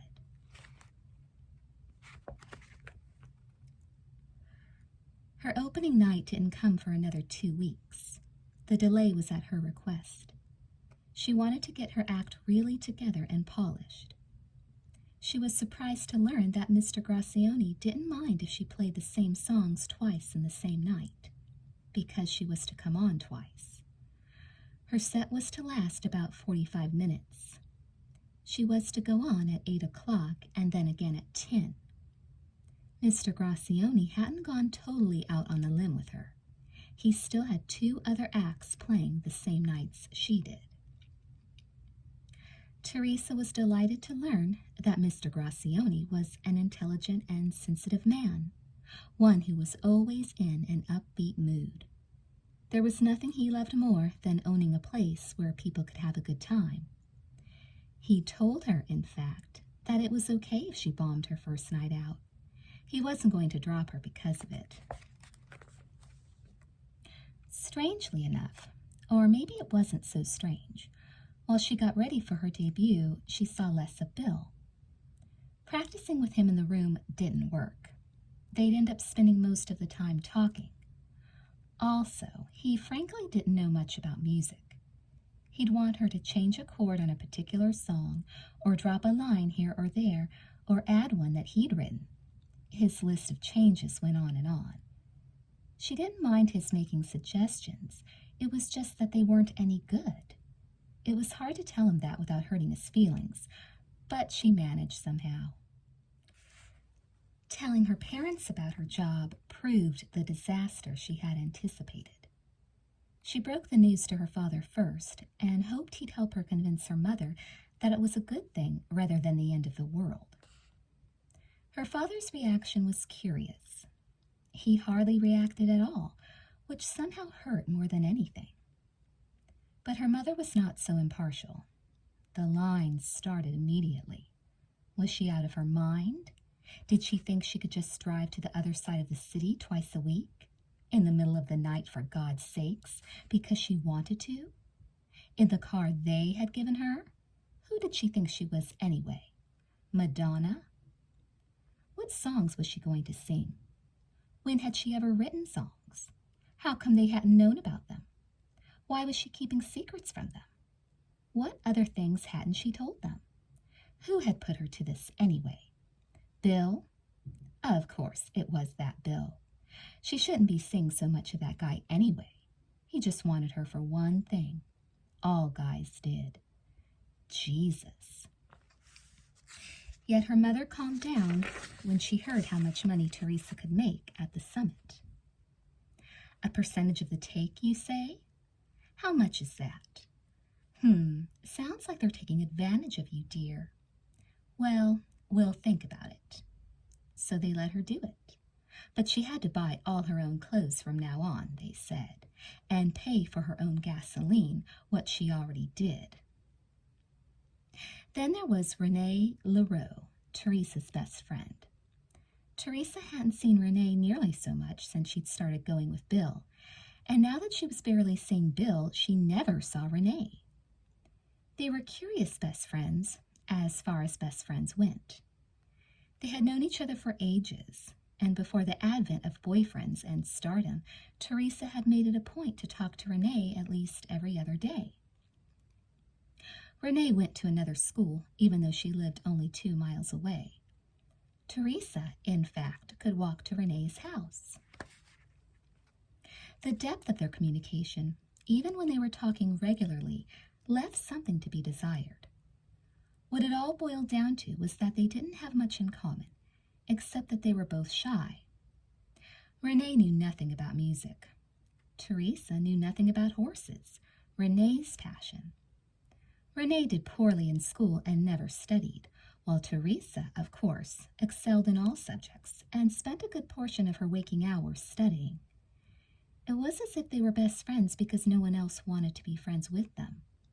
And that, too, was odd. Renee was a beautiful girl. Her long black hair was shiny and the color of a winter night sky. Her exquisite face was pale but not sickly. She looked, rather, like a princess who had waited years alone in a tower room for a prince. Really, that was why Renee had never had a boyfriend. She was picky. She was ready to wait forever. Perhaps they had only become friends so they could wait together. But Teresa had finally broken free of her tower. She was waiting no longer. She called Renee a week before her scheduled debut. Renee knew about Bill, of course. Teresa had described him to Renee at length, but the two had not yet met.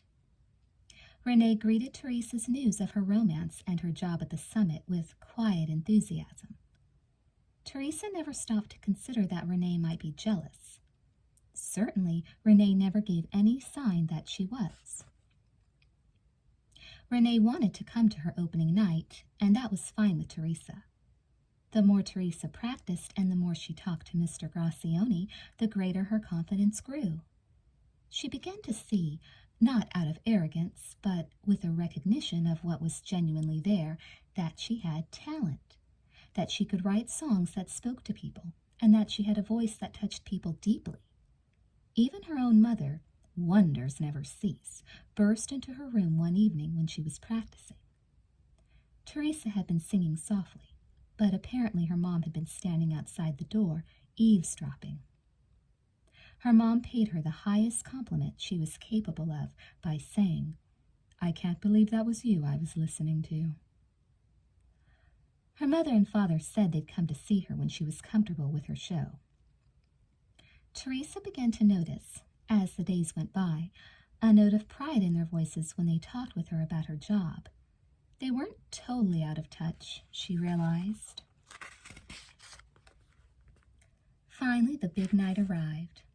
Teresa dressed with care, or rather, she tried on everything in her closet and decided nothing would do. Fortunately, she had Renee with her, and the two of them were the same size. Renee drove her over to her house, or started to at least. The two of them planned on going to the club together. Bill was already at the summit, making a last-minute equipment check for Teresa. She didn't have a direct pickup on her acoustic guitar, and the microphone attached to the main mic was often filled with static. Mr. Gracioni had promised her a new mic, and Bill was there to make sure it was installed properly. "Maybe my red dress would look nice under the lights," Renee suggested once they were on the road in Renee's black Miata. Teresa was far too nervous to be behind the wheel of a car. I'm sitting on a stool, Teresa said. I'm leaning toward pants. How about my green suit? Renee said. You know the one? Yeah, I don't know. Green is such a nature color. This is a nightclub. I think I should wear black. Black is so sober. Teresa nodded. You're right. How about white? I don't have anything white. You're the one with the white pantsuit. I am? Where is it? In your closet, Renee said. Oh, yeah. Did I try it on? No. I want to try it on, Teresa said. You want to go back home? Yeah, quick, let's hurry. I'm supposed to go on in 2 hours. Renee laughed softly. I'm glad it's you and not me, she said as she turned the car around. Just don't you and Bill start hooting me as soon as I come out. Renee nodded. I won't make a peep. She added, I'm glad I'm finally getting to meet Bill. Is he really as cute as you've told me? Teresa considered. I think so, but I can't tell anymore. I like him so much I don't even think I can see what he looks like. Do you know what I mean? Renee shook her head. I've never had that experience. You will one day soon, Teresa giggled. Just don't have it tonight with my boyfriend. Naturally, the white pantsuit looked perfect to Teresa, until they were back in Renee's car, heading for the club. But by then, Renee wouldn't allow Teresa to change her mind. It was less than 90 minutes to curtain. Teresa had never had a car ride that went so slow. Her nervousness was intolerable. She kept trying to pretend that the show wasn't that night, but her pounding heart and dry throat were not fooled. Again and again she went through everything that could go wrong. Her single worst fear was that she would freeze up and not be able to sing a word. But she also knew if she could just get past the first song and hear people clap, even one person in the crowd, she would relax. She reached over and touched her best friend on the arm. I'm glad you're here with me tonight, she told Renee. The sentiment in her voice surprised Renee, for they didn't normally expose many deep feelings to each other. Renee was reserved, probably always would be.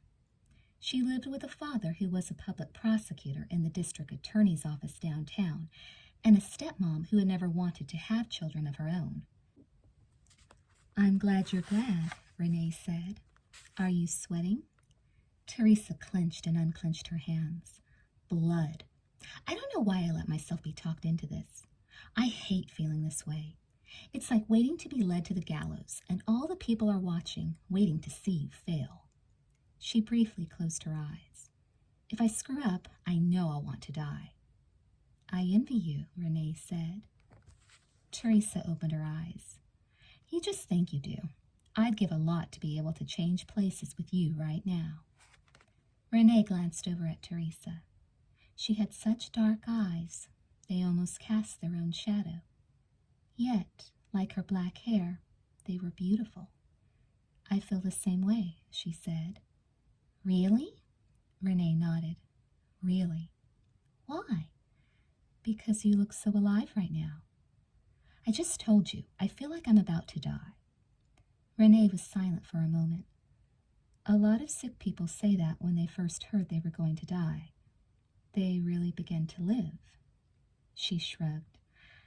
I think that's what I was trying to say. Maybe not. Teresa had to laugh. Do I look that bad? Renee smiled sadly. You look wonderful. At last they reached the summit. The parking lot was full. Full? That was impossible.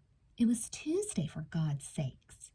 Mr. Gracioni had told her that Tuesday nights usually drew about 60 people. She realized in an instant what had happened. The club owner had been telling his regulars to be sure to stop by for her show. Oh no, she thought. She could alienate his entire clientele in one night. She almost tripped and fell as she got out of Renee's car. More people than you expected? Renee asked. Teresa swallowed. Yes. They went in the back door. Mr. Gracioni and Bill welcomed them. Both were dressed in suits. Teresa didn't even know Bill owned a suit. He must have bought it for this evening. She introduced him to Renee, and the two shook hands and said things she hardly heard. Her hands were shaking now. She couldn't imagine how she was going to be able to play the guitar. Mr. Grazioni took her aside. "How do you feel?" "Terrible. The place is full. Why did you invite all these people?" Mr. Grazioni was apologetic. "I've been talking enthusiastically about you. I guess some of my enthusiasm wore off. But don't worry, kid, you'll kill them." "I suppose it's either me or them," Teresa muttered. She went alone to the dressing room to try to pull herself together. Outside the brightly lit cubicle, she could hear the crowd waiting for the next act.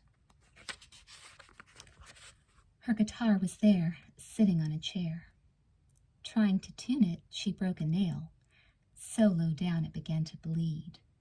It could have been the straw that broke the camel's back. Tears swelled in her eyes, and she lowered her head. She could hardly breathe, she was so scared. "I can't go on like this." Then she felt strong hands on the back of her neck, rubbing her tight muscles. She didn't need to look up. She knew Bill's touch. For a minute, she just let him massage her, let her stress flow into him.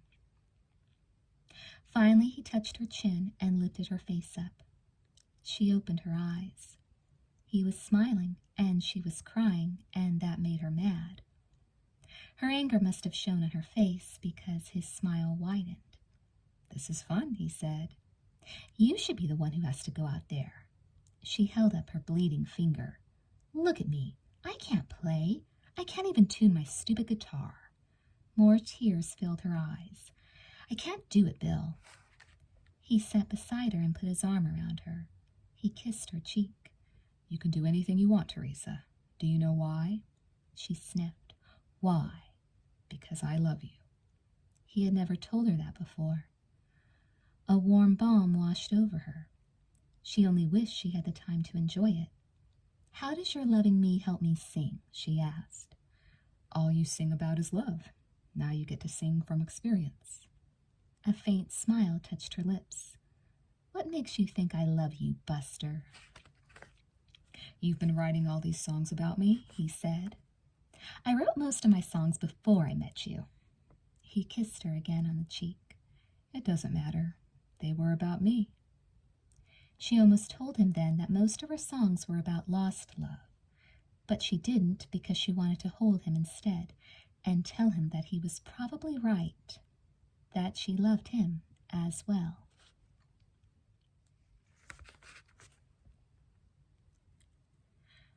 Mr. Grazioni introduced her, and she stepped out into the lights.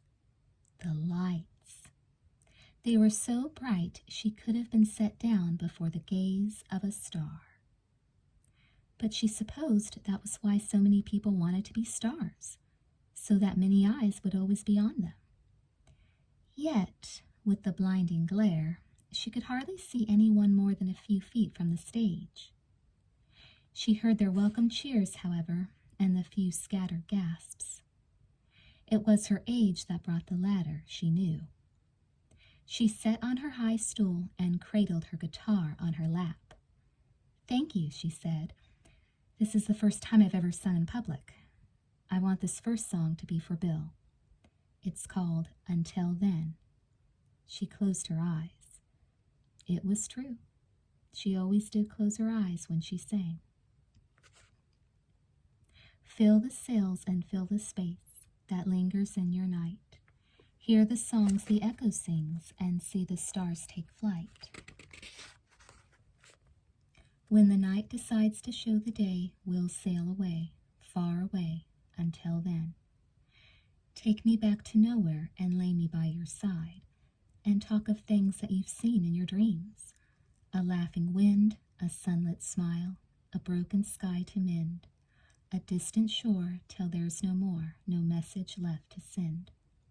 When the night decides to show the day, we'll sail away, far away, until then. Teresa stopped and opened her eyes. She saw nothing but bright, blinding light and heard nothing but silence. Silence can be kind when you're waiting for the sound of acceptance, because the longer the silence after a song, sometimes the louder the applause. Such was the case this time. When the clapping came, it broke over her like a loud wave of joy. They clapped for a full minute, and then they began to cheer. What could she do except laugh? She heard her giggles through the PA system, and she sounded so young it made her laugh even harder. It was the greatest moment of her life, really. There had been a few of them lately. She hoped there'd be plenty more. I love you too, Bill. Teresa didn't get together with her friends until after her second show. Between acts, Mr. Gracioni occupied most of her time, telling her that Madonna had better move over. It was hard to tell who was more excited, him or her. He presented her with a bouquet of red roses in the dressing room and gave her a big bear hug even as her hands continued to tremble. She broke another nail tuning her guitar for the second set, but she didn't care. How strange it was, she thought, to go from paralyzing fear to rapture in only an hour. She would never have imagined her emotions could swing so far so fast. Her second show went even better than the first. She didn't repeat any of her material, and from what she could see, most of the crowd stayed to listen to her again. They cheered so loudly after her final song that she knew her ears would still be ringing the next day. Bill and Renee finally caught up with her in the dressing room. Before leaving the club, she quickly called her parents. They amazed her. When she asked if she could come home later than she had told them, they said fine. They sounded happy for her. They said they were going to her very next show, on Thursday. The three of them went to an all-night coffee shop that overlooked the ocean. For Teresa, it was a dream. She actually pinched herself, half expecting to wake up. Bill was as giddy as she was. Only Renee seemed to have retained a semblance of normality, but she was smiling far more than usual, and Teresa knew she was excited for her. They ordered Cokes and coffee and a whole chocolate cake. "Bring us half a gallon of vanilla ice cream while you're at it," Bill told the waitress, handing back the menus. He added, when the waitress was gone, "I should have asked for candles." "They don't have candles in a coffee shop," Teresa said. "Besides, it isn't my birthday." "But it is," Bill said. He lifted his glass of water, indicating they were to have a toast. "You were reborn tonight. When I saw you up there under the lights, everybody's eyes on you, I knew you had at last emerged from your cocoon." He swirled the ice around in his water. "To the new Teresa Chafee, may she live long and prosper." "Do we have to bury the old Teresa Chafee so soon?" Teresa asked, laughing. She wasn't such a bad sort. She managed to catch Mr. Bill after all. Bill turned to Renee. "Do I look like a caught man?" he asked. Renee lost her smile for a moment as she stared at Bill. Her smile returned, and she slowly lowered her head. "You look like a guy who does what he wants to do," she muttered. Teresa giggled. "Hey, he can do what he wants as long as he does it with me." Renee seemed embarrassed, which surprised Teresa. They were all just carrying on, after all. Briefly, she wondered what Bill and Renee had talked about between her acts. "I was just kidding," Renee said. There was an awkward pause. "I was just kidding," Teresa said. She glanced at Bill. "Am I missing something here?" "No," Bill said quickly. "What are you talking about?" "Nothing," Teresa smiled. "Nothing."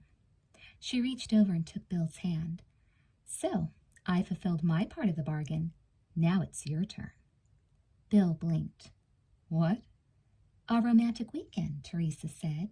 "You said we could go on one after I was a superstar." Bill hesitated. "Sure, we'll have to do that sometime." "Not sometime," Teresa said. "Sometime soon." Bill shrugged. "Okay."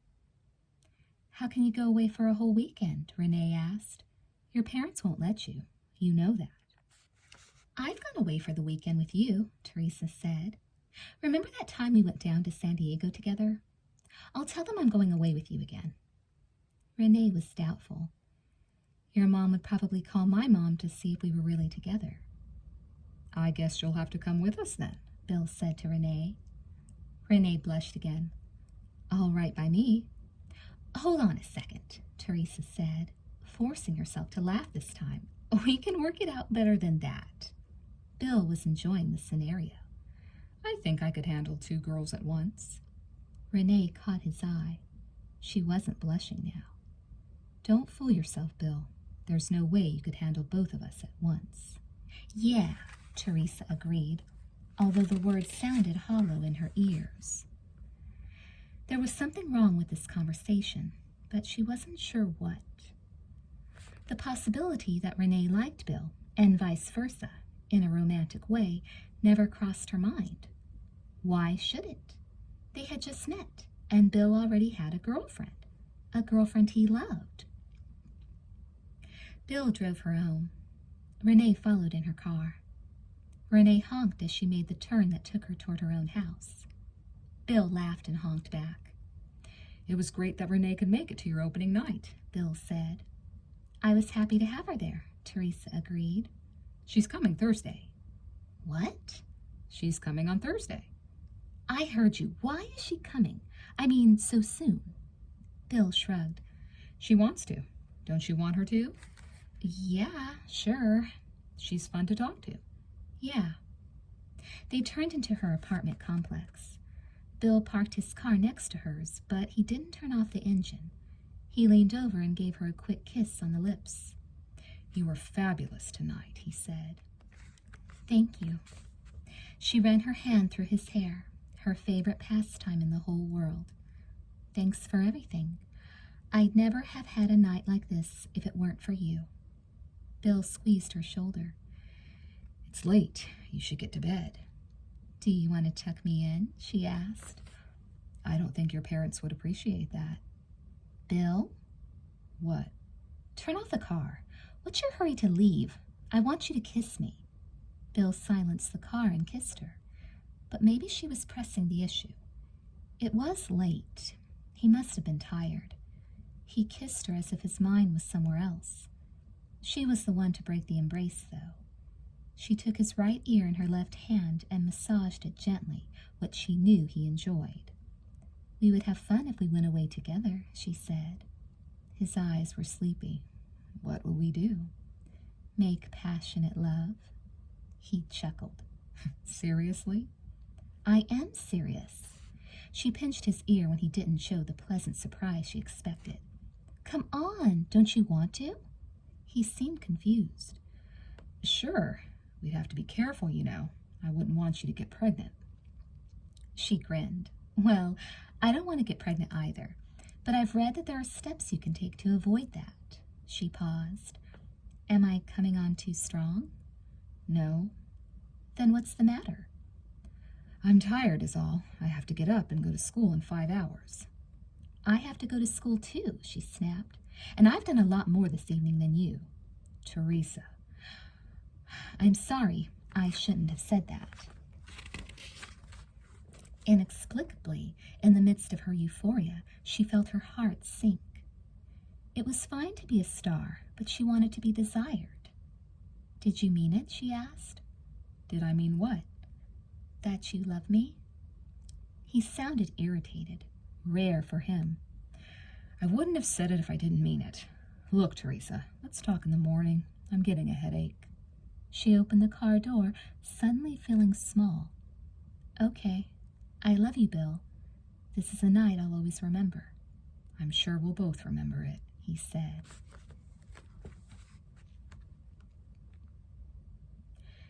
He was already in love with Renee, Teresa told Freedom Jack and Poppy Corn.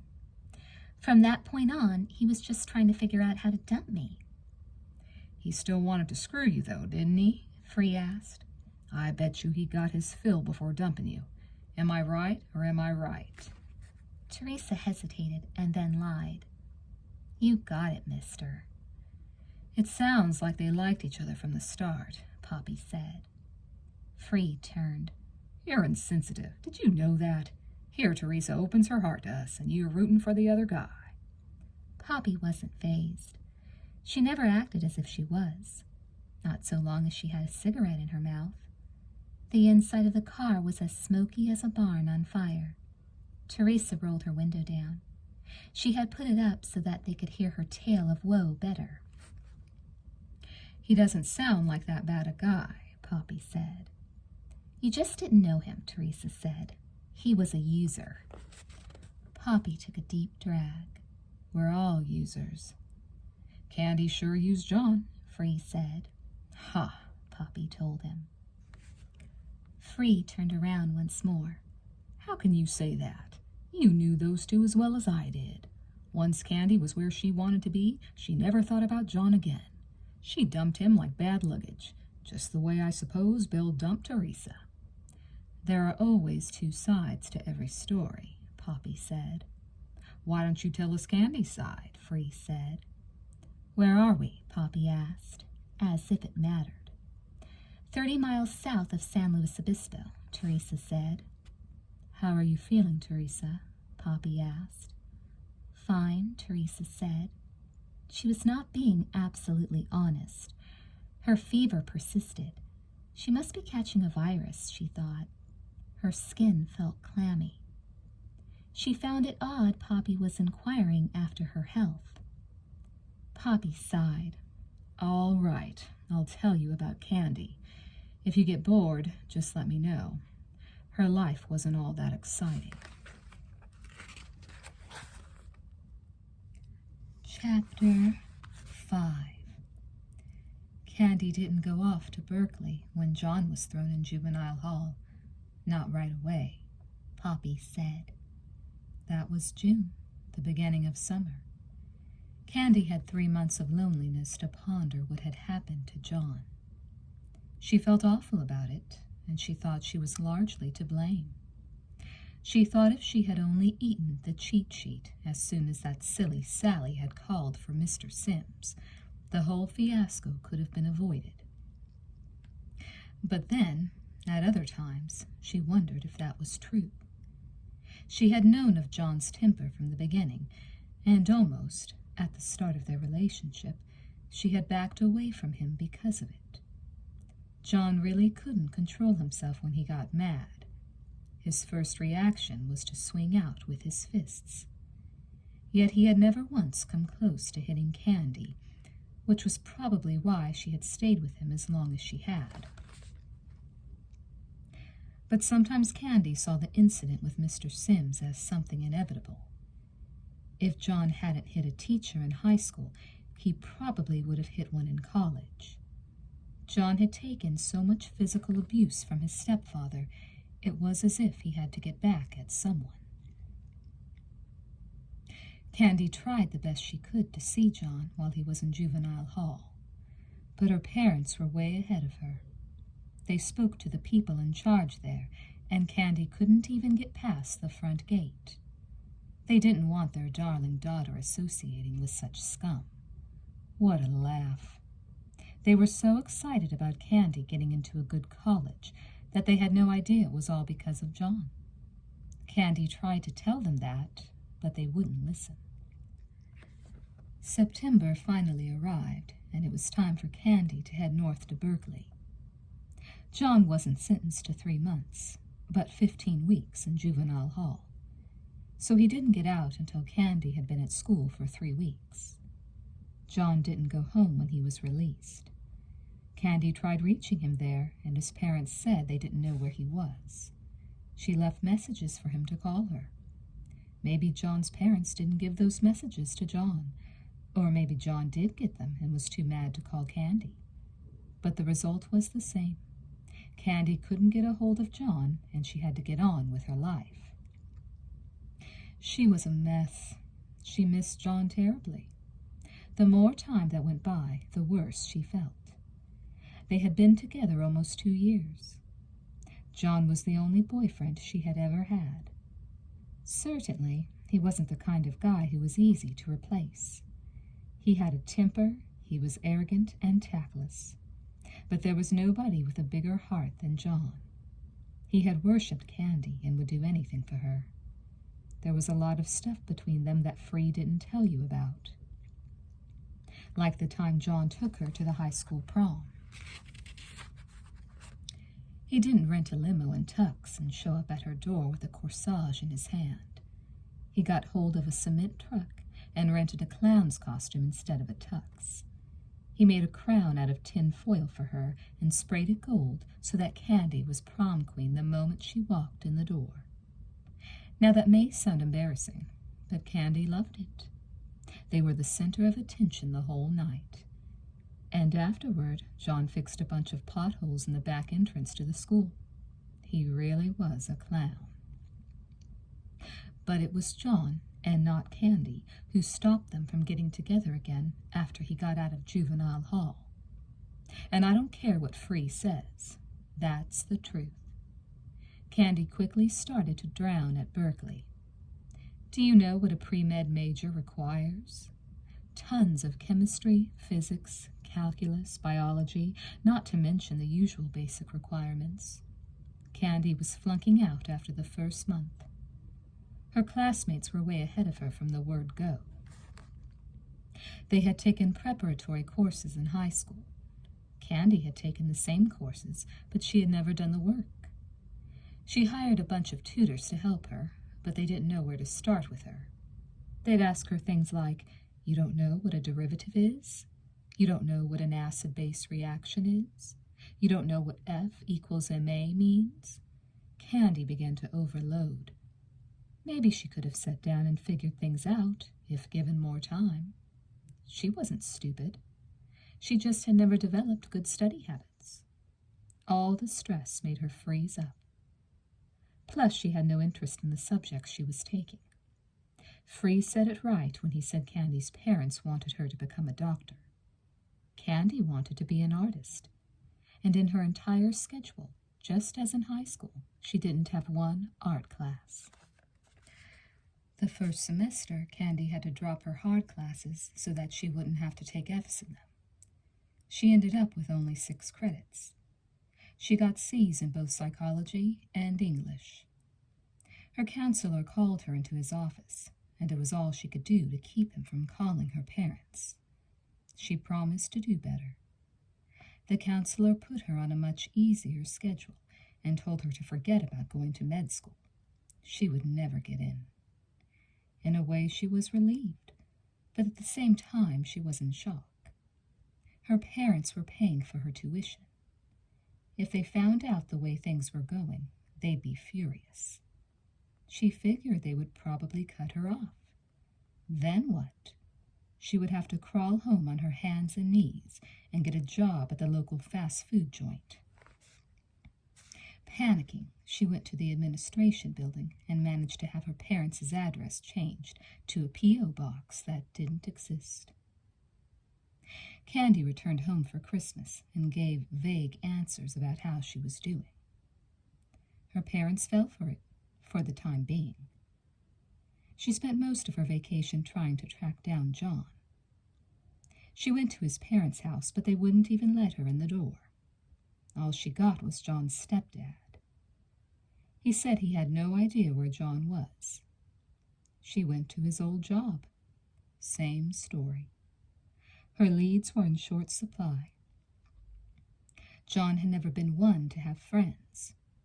Really, that was the sad thing about John. She was his only true friend, and he had so many wonderful qualities, but people couldn't see beyond his abrasive personality.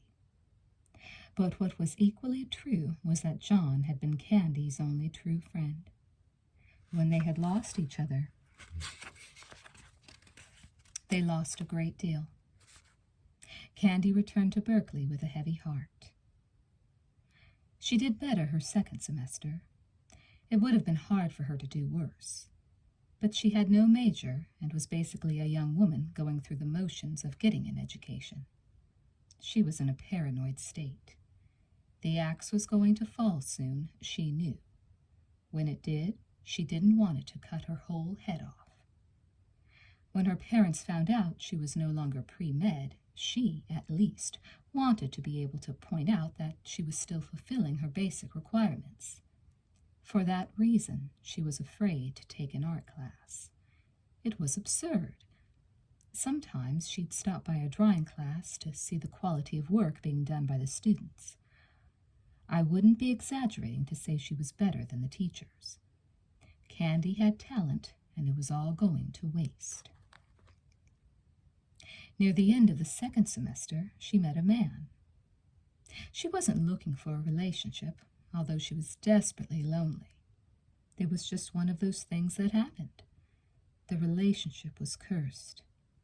The man was a teacher, and he was a married teacher in his mid-30s. His name was Henry, and he taught art. He saw some of her work. She showed it to him in a brave moment after talking to him. He fell for her because she was a natural genius, and he was an academic hack. That's what he told her. But maybe he fell for her because he was as lonely as she was. He wasn't a bad man, Henry. He was a patient teacher. His students loved him. He just didn't have any talent, and his wife was always nagging him to quit teaching and get a commercial job where she thought he'd make more money, but where he knew he would fail miserably. He wasn't handsome at all, not like John. In fact, he was the opposite of John in every respect. He was so mild-mannered that he had a hard time protecting his place in line at the movies. He wore thick glasses and was helpless without them. He had an ulcer and was always chewing Maalox tablets. But he was a comfort to Candy. He took her to dinner and helped her with her homework. But their relationship had severe limits placed on it. He wasn't ready to leave his wife. He told her that right at the start. And the administration couldn't find out about their affair or he'd lose his job. They went to late dinners, late movies, and he always wore a hat. Henry's wife didn't seem to care. She was having her own affair with a building contractor. You might think Candy was a fool to get involved with such a man, and I don't think that Candy would have argued with you. Her eyes were open. She knew where her affair was headed, which was nowhere. But she liked Henry. She really did. She may even have loved him, although not in the same way she had loved John. In her heart she had decided she was never going to love anyone as much as she loved John. Strangely enough, the whole time Candy was with Henry, she drew very little. For one thing, if it was risky for her to take art classes before, it was doubly risky now. Henry couldn't be seen with her on campus. Then there was the difference in their abilities. It was her talent that had caught his eye, but when he was away from class, he later explained, he liked to forget drawing. Sure, he would comment on a drawing if she showed it to him. He would offer constructive criticism, things to do to improve. Yet he really did not encourage her. Maybe he was jealous. Maybe he was just trying to spare her a dead-end career. Berkeley had more starving artists than any other city in the world. Summer break came. Candy stayed in Berkeley. She had tasted freedom, and she didn't want to have to live under her parents' roof anymore. She got a job at a department store and one as a waitress, just to make ends meet. Her parents refused to send her money as long as she wasn't taking classes, but she felt she needed a break from studying. She had managed to complete the second semester with a C average and hadn't dropped any more classes. She continued to see Henry. His wife went to Europe for the summer, and she saw him more than ever. She even slept at his house a few times. Henry didn't have any kids. He didn't think he ever wanted them.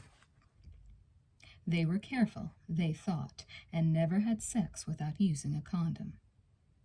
But condoms need to fail only once to fail altogether. Candy got pregnant. School had restarted, and Henry's wife was back in town by the time Candy found out. She waited 2 months before telling Henry, or even checking for sure that she was expecting. She was in a classic denial mode. It couldn't be happening to her, she thought. It would go away. She would wake up one morning and there wouldn't be a fetus growing in her womb. But she wasn't stupid. She'd had a lot of experience with denial. She was a master at it and knew all the signs. Finally, she went to the campus doctor and had the bad news confirmed. Candy told Henry while they were eating popcorn in the middle of a science fiction movie about an alien spaceship that was really a part of the mind of God come to visit Earth to save everyone, even the wicked. Candy never did find out how the movie ended. Henry led her by the hand out of the theater and asked her to please repeat what she had just said. He had heard her right the first time, the poor guy. Henry wanted her to have an abortion. She agreed that would probably be best. He offered to pay for it, and she said okay to that, too. She didn't have much money. He even offered to take her to the clinic. No, she replied. Too many people might see. Her thoughts were in chaos. She wasn't trying to deceive Henry. She wanted to think about things a little more, but she didn't tell him that. She just said she'd take care of things. Candy took the next day off school and went to San Francisco, to the Golden Gate Bridge. For a long time she stood on the bridge with the boats passing beneath her and enjoyed the breeze lifting her hair and the salty tang of the ocean in her nose. She didn't know why she had chosen that particular place to make such an important decision. Nothing happened on the bridge that helped her make up her mind. She received no sign from God. But when she stepped off the bridge, she was clear about what she had to do. She felt it deep inside, an absolute conviction that she had to keep her baby. It was good her mind was so clearly made up, else she couldn't have endured what was to follow. Henry got mad when he heard of her decision. He spent hours trying to get her to change her mind. She was too young to be a mother. She had to finish school. He was too old to be a dad. He would get fired if the truth came out. Candy reassured him as best she could. You see, she wasn't asking anything from him. He didn't have to give her a thing, she said. He didn't have to acknowledge to anyone that the child was his. Henry listened to her as she tried to explain why she needed to keep the child, but since she didn't even know why, she didn't get very far. But where was there to go? She wanted the baby, and he didn't. Their relationship ended that night, although neither of them admitted it for another month. By then, Candy was seeing Henry seldom. She didn't see him at all when she began to show in a big way. Candy's child was born on Valentine's Day, a small, dark-haired baby boy of 5 pounds 6 ounces. She named him John, but always called him Johnny. Neither Henry nor her parents were present at the birth. They weren't to blame. Candy gave birth to Johnny in a hospital in a small town on the Oregon coast. She had moved there to get away from it all and to try to start over. By this time, she had dropped out of school and gone onto welfare. In a sense, her life was in ruins. She had no degree, no money, no man. But Johnny was born healthy and beautiful, and she loved him more than she had ever loved anyone. Or she loved him as much as she had loved John. She always thought of John as the father of the baby, and not Henry. It made no sense, she knew, but that was how she felt. Poppy Corn fell silent. She reached in her coat and knocked out a cigarette. Coughing, she lit it and took a long drag. She stared out the window at the ocean. The waves were black foam rolling toward invisible sand. Teresa kept waiting for her to continue, but the strange girl remained silent. "Well," Teresa said finally. "I'm tired of talking," Poppy said. "Good," Free said. "I'm tired of listening." "You're the one who wanted to hear the story," Poppy said. Free twisted around. He was going to have a stiff neck by the time they arrived where they were going, wherever that was. "I wanted to hear the story minus all the added BS," he said. Poppy tapped her ashes into her palm. Teresa could see the girl in her rearview mirror. "There was no BS. I just knew her better than you, is all." "You made her out to be a saint," Free said. Poppy chuckled softly. "Hardly." "But did Candy ever get back together with John?" Teresa asked. She had really gotten into these characters, despite herself. "No," Poppy said. "What?" Teresa grimaced. "You mean they never saw each other again?" "They saw each other," Poppy said. "A few years later, one more time, on a dark and stormy night. Do you want to tell them about that night, Jack?" Free was sullen. "No." "Come on," Poppy taunted. Free suddenly smiled. Teresa watched him out of the corner of her eye. The smile was a curious affair. Mischievous, grim, excited, all rolled into one. He glanced over at Teresa. "Where do we leave John?" he asked. "He had just gotten out of juvenile hall and was searching for Candy," Teresa said. "I didn't tell you he was searching for Candy," Free said seriously. Teresa stammered. I must have misunderstood you." Free stared at her a moment more before refocusing on the road in front of them. The endless road, a single broken white line brushed by headlights that showed nothing new. Teresa wondered if she hadn't half hypnotized herself, driving so late at night, listening to this story. No, it wasn't just the story. It was Free and Poppy's voices. They both had such unusual, sleepy voices, as if they were related, maybe brother and sister. "I'll tell you what happened to John when he got out," Free said finally. "I'll tell you the truth. That's all I can do."